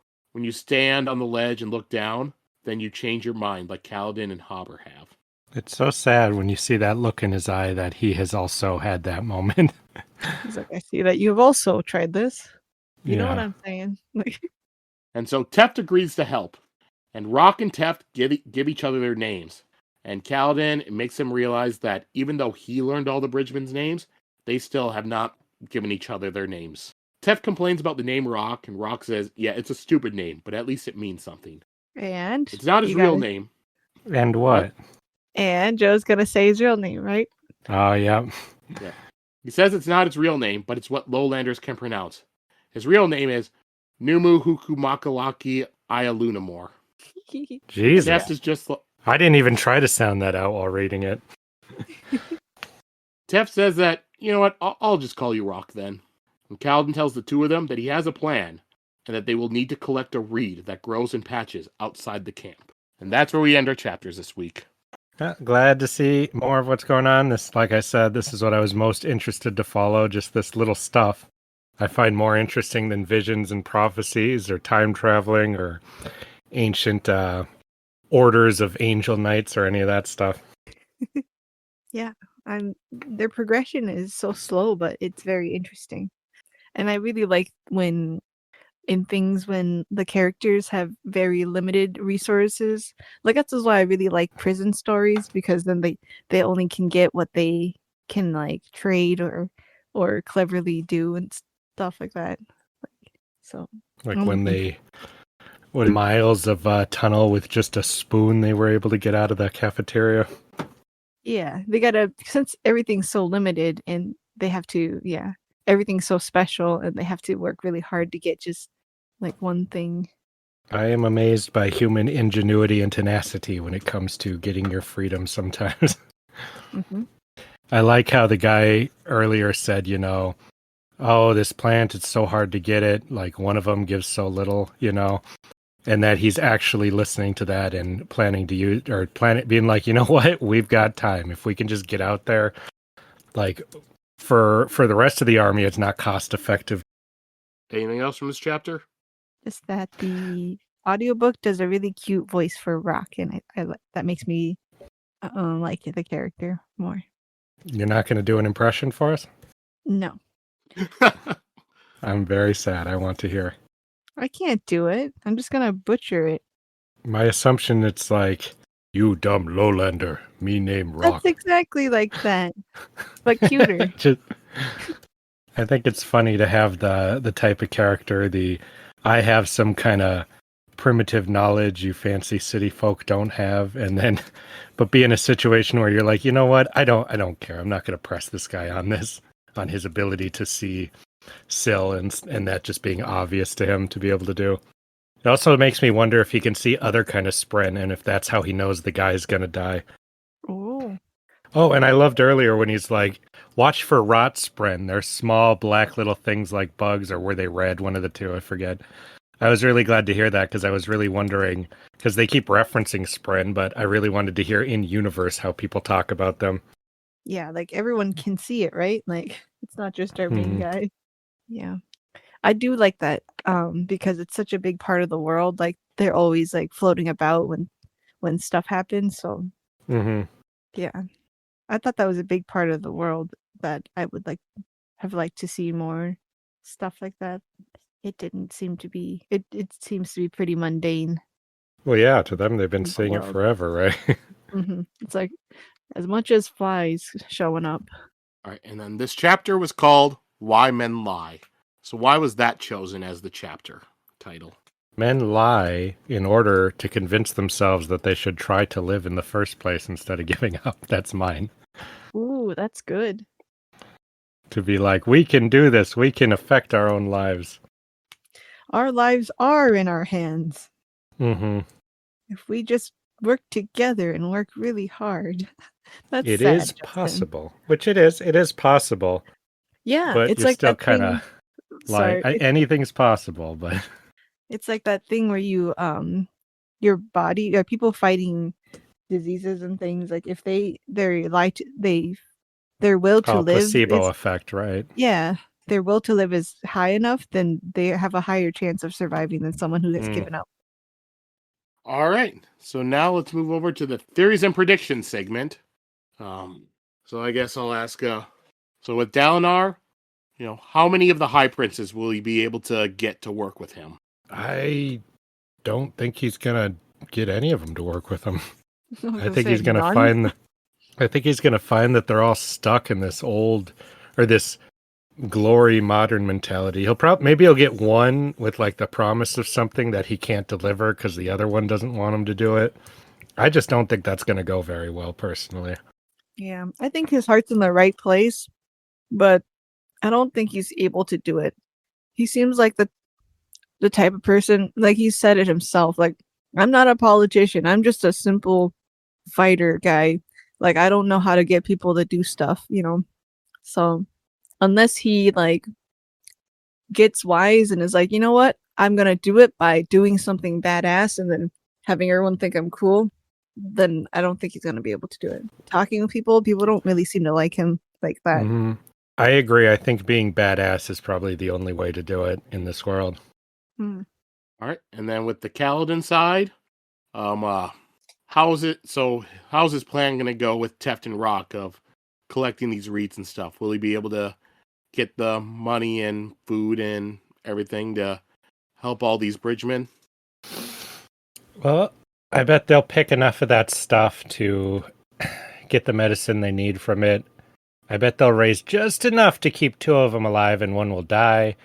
And then the higher ups will find out and they'll come down and just kill everybody. That's my assumption.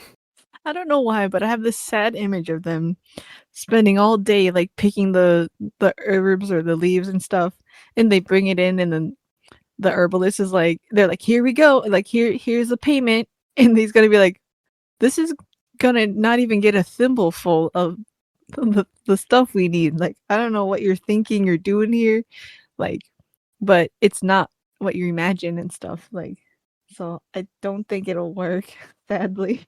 And it'll be all sad and funny. I don't think that's going to happen because that would mean the narrative was just wasting our time. I think the narrative is putting Kaladin like through the ringer, and maybe like every time he feels like he is getting a step forward, he's gonna get pushed back 3 steps, But maybe That not. might I don't be know. That would be really mean. And Justin, you're saying a narrative that means nothing? Do I need to remind you of Sereni's plan to grow corn when the sharecropping? Yeah, but they didn't Colossus. show that happen. They didn't show the corn being made. Because That would have been a waste of time. it'd be more satisfying to have them work all day and then have it not work. It'd be Like the satisfying corn in Arrow. Yes, that's a great example. Yeah, I was gonna say, but yeah, fucking corn. Yeah, they lost me there. Well, I think I finally figured out why they showed it. It just you have to really think about it to understand, and they never showed up. Yeah, again. it was to feed the underground society they were going to make, but they never said any of that. They were just like, yes, corn.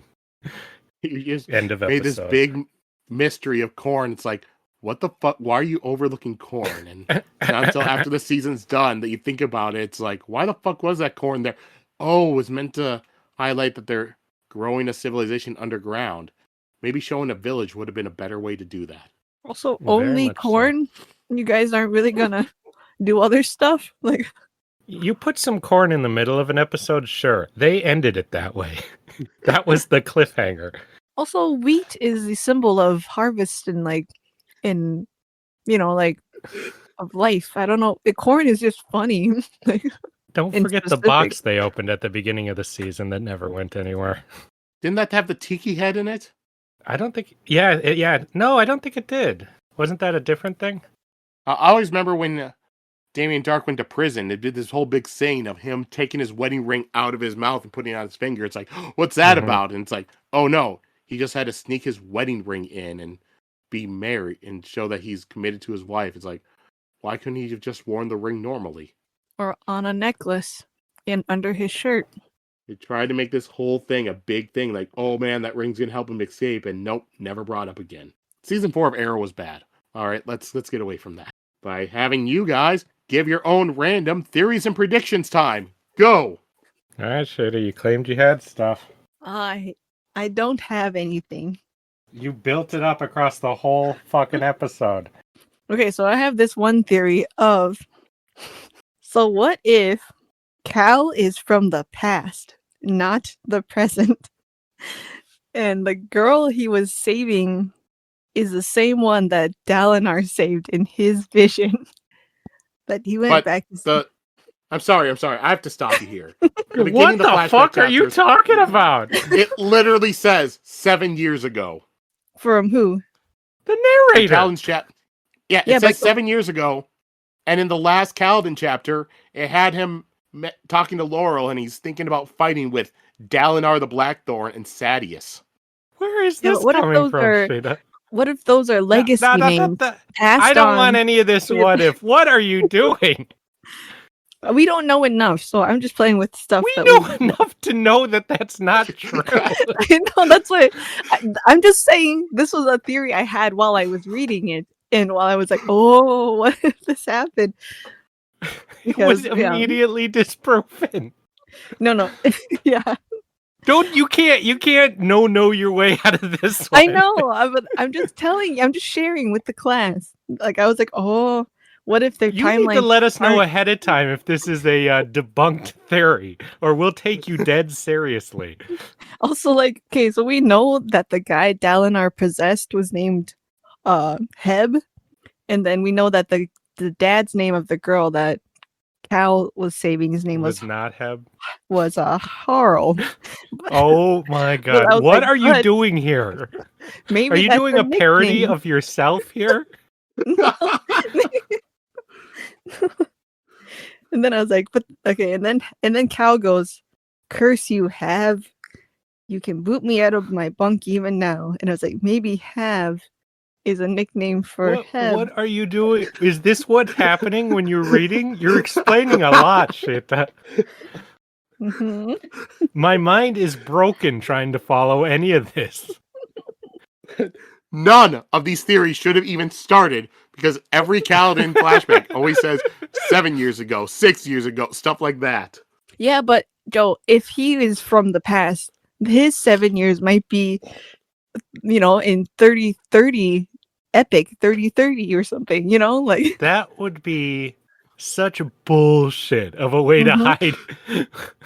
Especially with them specifically bringing up King Gavilar, Dalinar, the Blackthorn, Sadius.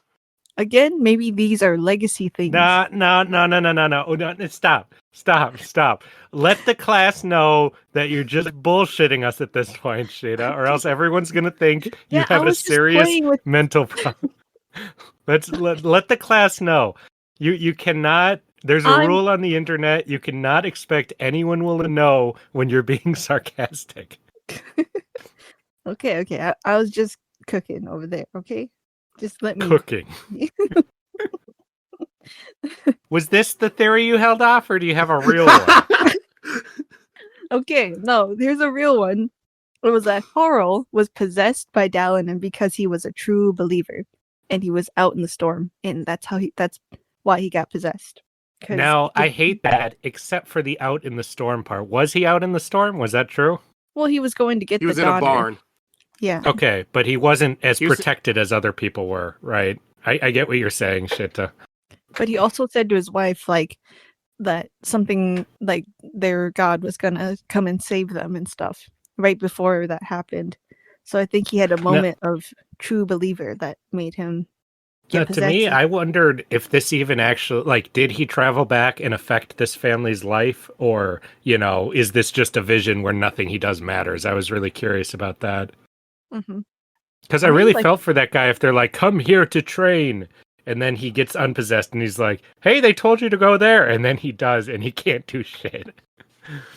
Well, I think these kind of recordings might be recording incidents like this, This probably doesn't happen that often, but...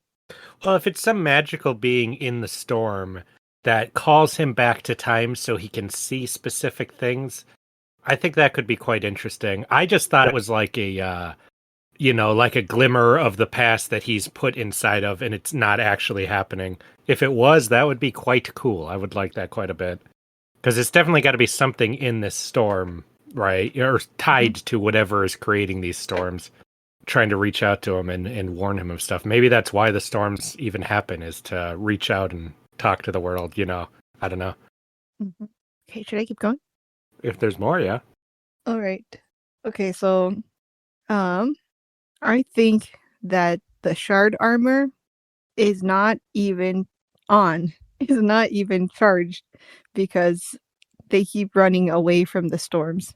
Because the knights who come and save him's armor is all sparkly and are shiny and bright and able to do all these extra powers like unhelm and stuff like that, and stuff that he's never seen before. So I think that the stuff they're wearing and using and stuff is not even fully functioning as properly as they should be. And the lost radiance is almost like they just lost the radiance, like the light in their armor and stuff. That's interesting.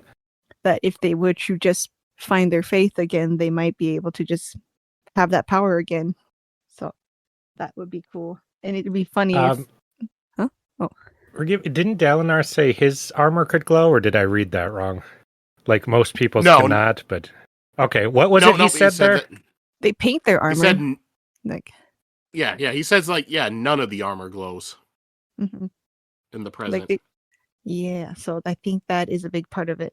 Perhaps if it's based on their faith, and maybe it's a physical thing of being out in the storms, but something is wrong with them, so I'm excited to see that. Yeah, I mean, yeah. I don't know if I believe it's tied to the storms or not. I don't know what evidence we have of that, but that would be cool. That's for sure. It could also be that there's not a blight happening yet. Maybe when the darkness comes, they'll start glowing more too. But then the lost radiance, you're right about that. That's interesting.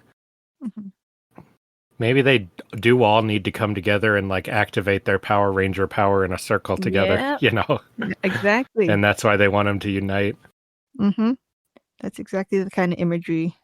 Sorry, I just keep hearing when they combine in Power Rangers music. All right. My other small theory is that the guys or the men can't write and read for a similar reason, or in a similar way to Dalinar forgetting his wife, but it's just some kind of whatever that reason is. I think there's some kind of blindness that happens, but I don't know why though. I don't know why I think that. I just think it would be interesting because it seems to be. I don't know. Maybe I'm just obsessed with that that idea. But I don't think we have evidence yet that they can't read.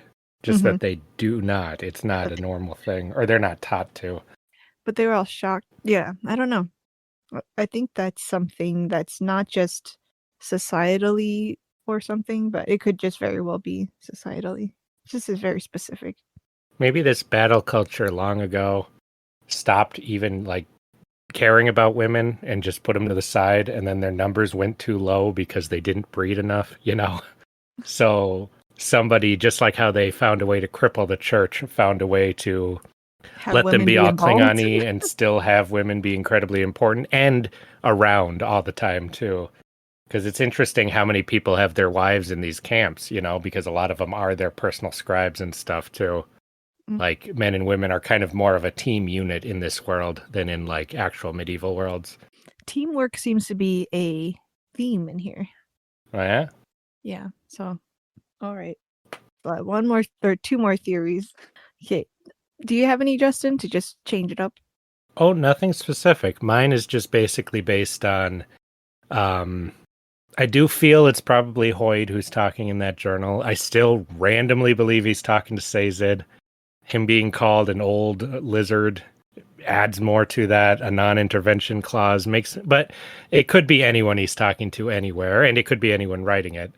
But just whatever happened in Cell was like that. The basic plot of the book was caused by the asshole going there and fucking up their entire magic system somehow by trying to do something. But no, that was because of that crease in the ground, actually, or that canyon that formed. But maybe that could have been it, too. Who knows? Ooh, that's interesting. The crack. Mm-hmm. Yep. Yeah. I know we heard it was just some occurrence that made that happen. We don't know. We also know that Hoyd was trying, Joe reminded me last week, Hoyd was trying to get Elantrian power there, you know?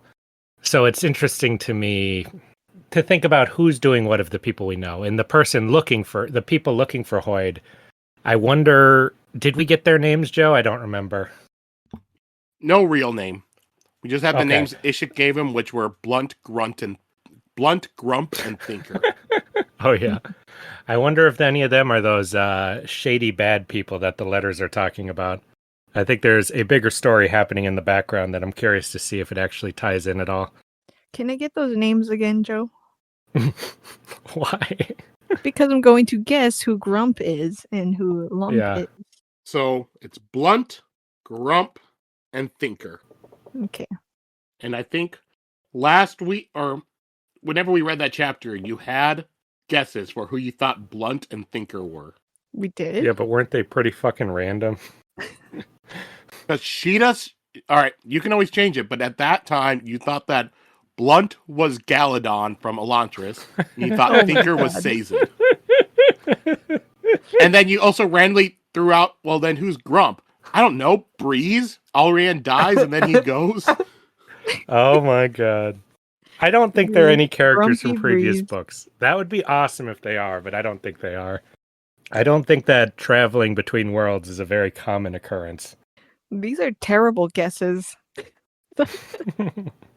You were in a way last week, and apparently you are this week too, based on your theory earlier. All right. So my other thing has to do with the one female knight saying, or I think it's a female one, the line about a pasture needs 3 things. And she names a flock to grow, herdsmen to tend, and watchers at the rim. And I wondered if those were elements in the book that, I don't know, she says they're the watchers and that they are the warriors who fight. So I was just like, light eyes, dark eyes, and Parshendi, like trying to make them connect in some way, just because those are like the 3 kinds of people. So the light eyes are the watchers? The dark eyes are the farmers? Is that it? It didn't match up. What was the third one you said? The Parshendi. No, the third group of people that's needed. Oh, Dark Eyes? Okay, it's flocks, herdmen, and watchers. So herdsmen to Parshendi 10. are the flock, I guess. I Yeah, don't know. no, it didn't match up. So I was like, Then I was like, well, wouldn't it be a twist if the knights, the radiants, are actually the Parshendi people? And they are like, they're a warrior race. They, and like, what if they're just calling them barbarians because they are a warrior race and all they know how to do is fight and stuff? And then they have just like lost touch with them and don't know them and stuff, but they are still just the same, just all wild and untamed now. So I have one piece of evidence for that, and it's that they called something that happened to them the 10 deaths, and there are 10 princes. You just said they were the Parshendi. Something that happened to them. So like they got killed or something by the 10 deaths. They got defeated by the 10 deaths. Okay, that's fine. How did they become thousands upon thousands of Parshendi? I'm so lost. They're not. They're just the people that do that. They're all warriors, but there's only a certain number of the knights radiants. But he calls the watchers at the rim the warriors who protect and fight. So that it just seemed like they were a people, like like they were. And they also said, we're recruiting. You bet you can come join us. To the guy. And so like I think that they might be led by these knights, but it's a whole army, of people. So I think that those people are the people who feel also the need to fight and stuff, and I think it's all mixed up because it was so long ago. I think Kaladin is one of those people because he feels that need to go fight a lot, and then like even Dalinar feels that need to fight, Okay, all so his you've just switched theories halfway through. Am I correct? You've got to tell me when you're we're not on the Parshendi anymore. Now you're saying that you I believe think that the that Lost Radiance Knights are like reincarnating into new people and they have a natural battle urge and talent. Is that what you're saying now? they're not reincarnated, but that And don't those worry about the things, word. We're not on Parshendi. That's what I'm asking, right? the Parshendi are just what they're calling them now because they're the last remnances of those warriors, but they don't know that Are they a there different are. race? Huh?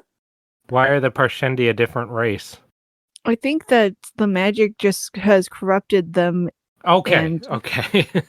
yeah, but they don't know that they have all that in them too, So now, what about the Parshmen? See, that's why it's interesting because they all have varying levels of that in them, So And the you're saying Dalinar and Kaladin have that in them too? descended from, yeah. But they're not Parshendi. They don't know that they have that in them, but yeah. I think I Parshendi is think not I've so much followed of a what you're race. saying, Sheta. Wait, Parshendi is not so much of a race as a like level of faith or something that you have. Oh, okay. You should have started with that. Sorry. Now I follow what you're saying. You're just saying that they're following the old ways and it's manifesting in them physically. That's all Yeah, you're saying, I right? never I Okay. forgot that they were a different race. I just thought they were Oh, kind of god damn it. God like damn it. I think they just call it a different race because they look different, but I don't think they're a real race, in the All same right. sense of the other kind of raced people in the world. I am just going to keep reminding myself that you have accurately guessed the endings of 2 books. Whatever you're channeling, sometimes it leads to gold. That's what I'm going to remember. All right. Any other theories? Mm, My head is broken, so I don't think I have anything. All right. Well, let's move on to the characters of the week then. I'm gonna pick Dalinar for being a badass through a simple farmer guy with an iron poker, like, And for like kind of keeping his mind during all of this too, like with people saying in his time that he is going mad, but in there he did not just go mad. He was trying to make sense of things. He was asking questions. He was, still fighting and very capable and stuff. So yeah, I thought it was nice to see him. I felt like his real character in this book for the first time. I completely agree and picked Dalinar for virtually all the exact same reasons. Also adding on that he realized to change strategies with the king, and even though he didn't get what he was looking for, he got a path towards it due to realizing that if he kept talking that way, he was going to just freak him out and piss him off. I keep being scared that Dalinar's gonna get killed. Like, I think he's going to get killed. It's just, maybe it's because he's a dad, and if he died, his sons would take over being the main character of his story, but I don't want him to because I really like him, and I've thought he was going to die since his first chapter. I don't want him to. It's interesting to also have an older man as a character, and it feels nice to have an adult in here, Now, Sheta, do you think that his brother was having similar visions like that before he died, and he's now infected him with it, and then he'll die, and then his son will get them? Yeah. Oh, yeah, just obviously, yeah. Yeah, well, they basically said he was the brother was doing that already, and then his last words were to pass on something to his brother, So, absolutely, yeah. Gavilar's Lead last with that words theory were, next time, Sheta. I thought it didn't even need to be said. What are you talking about? Didn't even need to be said. Gavilar's last words were, "Brother, you must find the most important words a man can say." Yeah. And they are, you gotta have faith, apparently. Yeah. It's just his quest. He just passed it on to him, I just mean, of all people, he chose his brother, and his brother became obsessed with this too. And I think because of that, his faith is growing and allowing this to happen. So I think if he does die, which I hope not, he will pass it to his younger son, who seems to be a bit more spiritual, and maybe I don't know though. Maybe that's the obvious choice. Maybe be more interesting to pick the son with less faith. All right.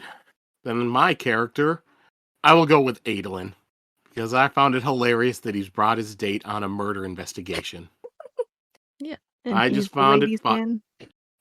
I just find it funny that he's just so oblivious. He's like, yeah, we'll go on a walk, and it's like, I have this other stuff to do, I'll just bring you with. And she's just upset, then he's just like, oh, maybe that wasn't the smartest idea. Telling you, she's not the one for him. He needs somebody with brutal efficiency. I think he is just rude. You don't double He book. needs somebody who appreciates rudeness. No. Sheta, don't you remember, he already started dating her because he double booked her with his last girl he was seeing. I don't think Then that girl broke up with him because he double booked with a different girl. Now he's going out with this girl and things aren't going well. See, it's a lack of respect for the person you're trying to court. That's what it is. I don't think any person would be okay with that. And any person who would be like, all right, then they would just cancel and go do whatever they want to do. Like, no self-respecting person would be okay with getting dragged along. Oh, there you go, Sheta. He needs somebody who's not self-respecting. That's what I'm trying to say. Oh, yeah, but Sheta, what if I told you that Adolin was really hot? And rich. Yeah, I'd be fine with that, but I guess I have no self-respect. Yeah, I would be fine with that. Like, also, if he's going to buy me a present after, yeah, go ahead. Like, just think that. Yeah, but it would be a bad present, Sheta. It would be like, hey, I got you the head of the crab we hunted, so you could revel in my glory. That'd be that sounds cool. more like an Ellicar thing. Yeah, just think about it. It's like if you're going on a date with Henry Cavill, but he's more focused on a murder investigation while you're hanging out with him. Yeah, sounds great. Okay, now imagine you're going on a date with him and he's more interested in Warhammer, not in murder investigation. Well, I'm the wrong person to ask for that. And you're not allowed to play. I'm not allowed to play. I'm just about to watch him. That would be You kind of have to watch. yeah. There you go. Well, do I get to date Henry Cavill? If that's Yes, it, but he's then always that's too all. busy filming movies and playing Warhammer. As long as he counts me as his girl and I get to One be of with his him at the end girls. of the day, that's He's fine. also double booked all the time. Justin, I don't think you underestimate my love of Henry Cavill.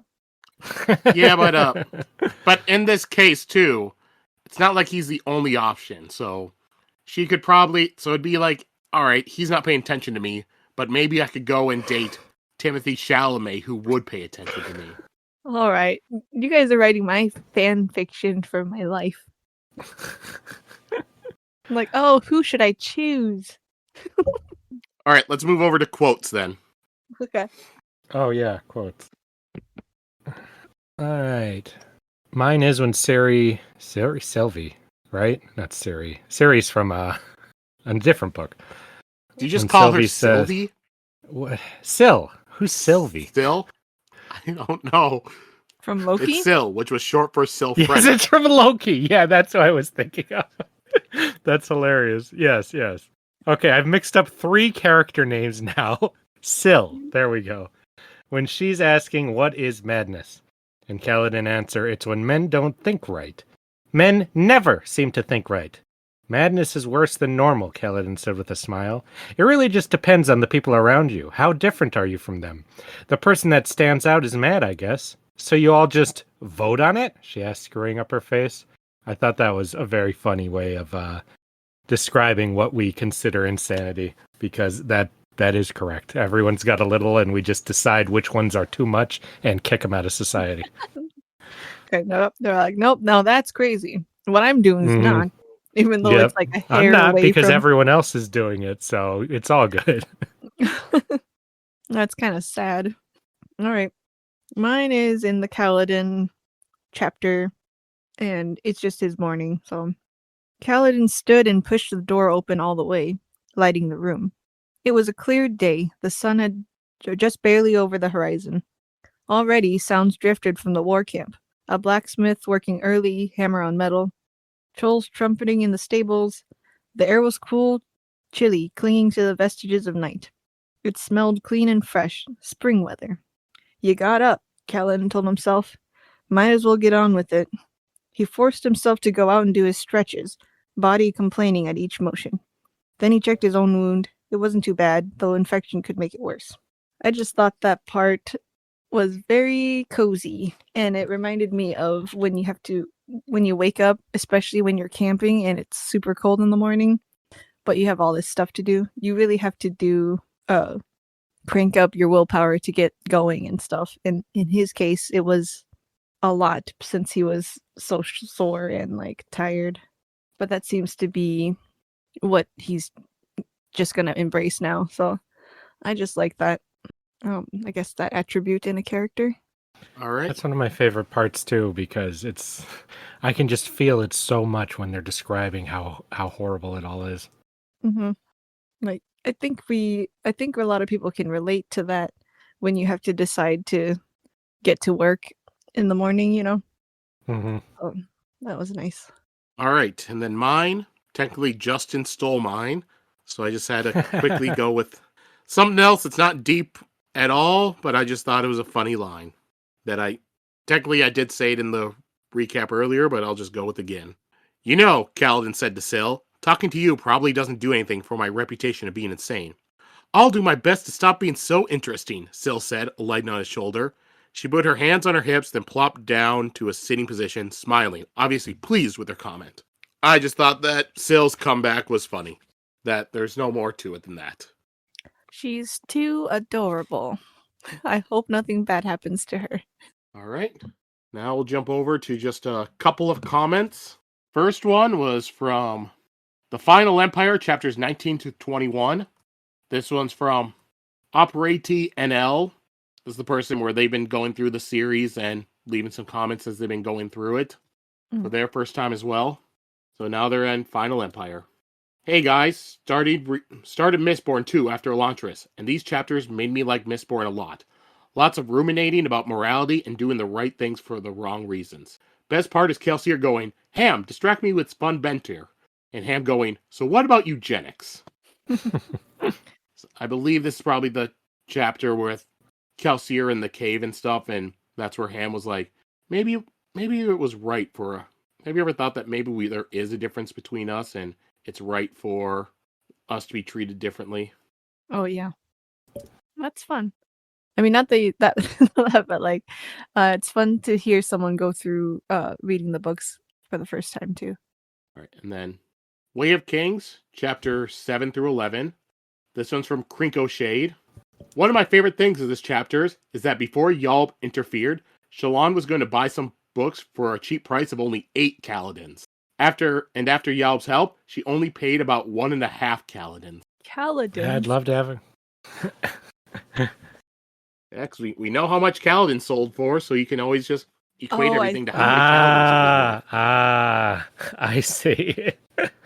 Oh my gosh. That's funny. See, there's your thing, Justin, about the difference between stories of the privileged people. Mm-hmm. Yeah, but she's not whining about it the same way the other people are. All right.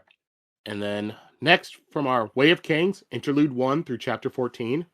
First one's from Adel 8, which is another one, the person that had been going along with us with the books for the first time. I've only listened to the audiobooks, but Kayana, or whatever is spelled, sounds like something that friend of Raodin's from Elantris said at some point. But I'm pretty sure these are different planets, right? And then edited the comment after getting to later in the episode when Sheta brought up stuff. Hearing you guys say that could be Galadon made me feel like it's confirmed. Shit, it's canon now. This is what I worry about with people listening and reading. I don't want to like lead them astray or too much like reveal for later, you know. Yeah, you really gotta. Sheta, you've guessed the ending of 2 books. You can't say that. That's what I mean. I don't want to guess it. I want people to just enjoy it and let it unravel the way it would. But the thing that I think makes it all right is you're not going to be spoil anything with any information that they themselves wouldn't already have. Mm-hmm. Mm-hmm. Yeah, but your mind will start going down that way, and you'll be like, "Oh my gosh!" No one's mind can go down the way yours goes, Sheta. I'll take that as a compliment then. It was meant as one. All right, and then the last part of it. So, if you guys are saying that 2 of the 3 guys are Galadon and Sazed, one from each planet, I would say the third one is one of the grunts from Warbreaker. Tongfa, I think was his name. If I remember correctly, he fled, and we never saw him again. Tongfa's back, and he's a multiversal bounty hunter. Hell I like it. I will be pissed. Oh, that would be so Although sweet, that's man. solid. That would be a solid cast for that. If he comes back with brain damage and he's basically a different character, then sure. Nope, same character. I would rather have the other guy, but he died. Well, he might have teleported right at the last second. Oh yeah, might have. Yeah. Mm-hmm. Except that we see his body die, and it doesn't teleport. Well, wasn't he, or maybe it wasn't his body, first of all. And the second, wasn't he kind of a special guy? Like, Sheta, it's not him, and his body didn't teleport. We don't need to talk about it in detail. All right. Well, and then from Reader Warrior. All right, then Reader Warrior. This first comment, you guys didn't hear the episode, but there was some weird audio stuff in like some parts of the episode, so I threw in a little editing thing being like, hey, there are some weird parts in this episode, so that way you guys know it. It didn't ruin the episode, but just Reader Warrior's thing is, I love how depressed editing Joe is compared to the epicness of intro Joe and how enthusiastic Joe sounds. Oh, that's him in his regular life. That's funny. I wasn't depressed, I was just talking normal. You guys should hear it. The second he turns this off, he's like, oh god, are we done now? Yeah, where's my frickin' noose? I gotta get this over with. Every time. That's really funny. That's before he locks us back in the cellar. Stop. That's too sad. And then, Believe by Josh Groban is one of the best Christmas songs ever. And Snoopy versus the Red Baron. I heard that song this Christmas too. The Josh Groban one. And I was like, man, that man's voice makes me want to pray. Like, it's just I don't know so good. He I have makes me no want idea to who just Josh Groban is. his well, it's Believe is a very like Christian feeling song, but yeah, every time I hear it, it's just so good. So Makes me it's wanna go to not a church. cover of Believe by Cher. It is not. And then from our Ishik chapter. Ah, yes, the three travelers. It's great seeing them in this story, especially tied to the most famous world hopper in the Cosmere, Hoyd. Non-Balat. This is from a quote. It's not magical. He gets off making something dead. You mean like Zane? He does not get off. Crabs are Roshar's version of squirrels and random stuff. Axhounds are dogs. Chulls are oxen. Will you care if crabs with cognition are killed? I don't really care if crabs are killed in general. I just don't like picking them apart and tossing them into the ground for no reason. And I just personally feel like it's a waste because I love eating crab legs. And if you're not going to eat that, that's just a crime. Chapter 12. Ah, the first letter epigraph. Fun. Love the author and the recipient. And then he has a chant. Dalinar, Dalinar, Dalinar. What is that? It's Dalinar, but with the word dad instead. Oh my. Well, I love him too. I hope he survives. He won't. You want to Elend bet? is the better king. No doubt in my mind. Even I agree. But you had us go to war and that kept the people together. That's not... anyone could have fucking done that. He was just trying to cheer him up. Yeah, you shouldn't try to cheer up the king. What else are you going to do? Assassinate him and take over? Yes, yes. I don't think I can follow him after that. Chapter 13. Quote from Justin. Renarin should focus on overcoming whatever thing he has. I stand by that. Makes sense. Ah, yes, that makes sense. It said Renarin has a blood sickness. So imagine just telling someone with a virus or mutation to just get good. Imagine telling someone with cancer wanting to help and just telling them, nah, fix yourself. I'm sorry. Did I come in and say he should get over it physically? I don't think that's what I said. I don't think I said he should just cure himself. I think I said he should overcome what it's causing his life to be. I believe that was my intention. However, I don't remember the context, so I can't fully defend myself. The important part is that Renarin wanted to protect others. Bah, totally disagree. If you're too weak to protect others, and you rush in and make them protect you, you are the one who's in the wrong there. That's my opinion. You never watch My Hero Academia? That's true. That is a big plot point in there. That's a big theme. If you're not strong enough to do what you're trying to do, then you're not doing it. It's just that simple. You're very critical. I don't like this character, Sheta. I'll be honest. Yeah, so far, I don't like him at all, which surprises me. I thought I would. Yeah. I hope he ends up being the big bad. We'll see.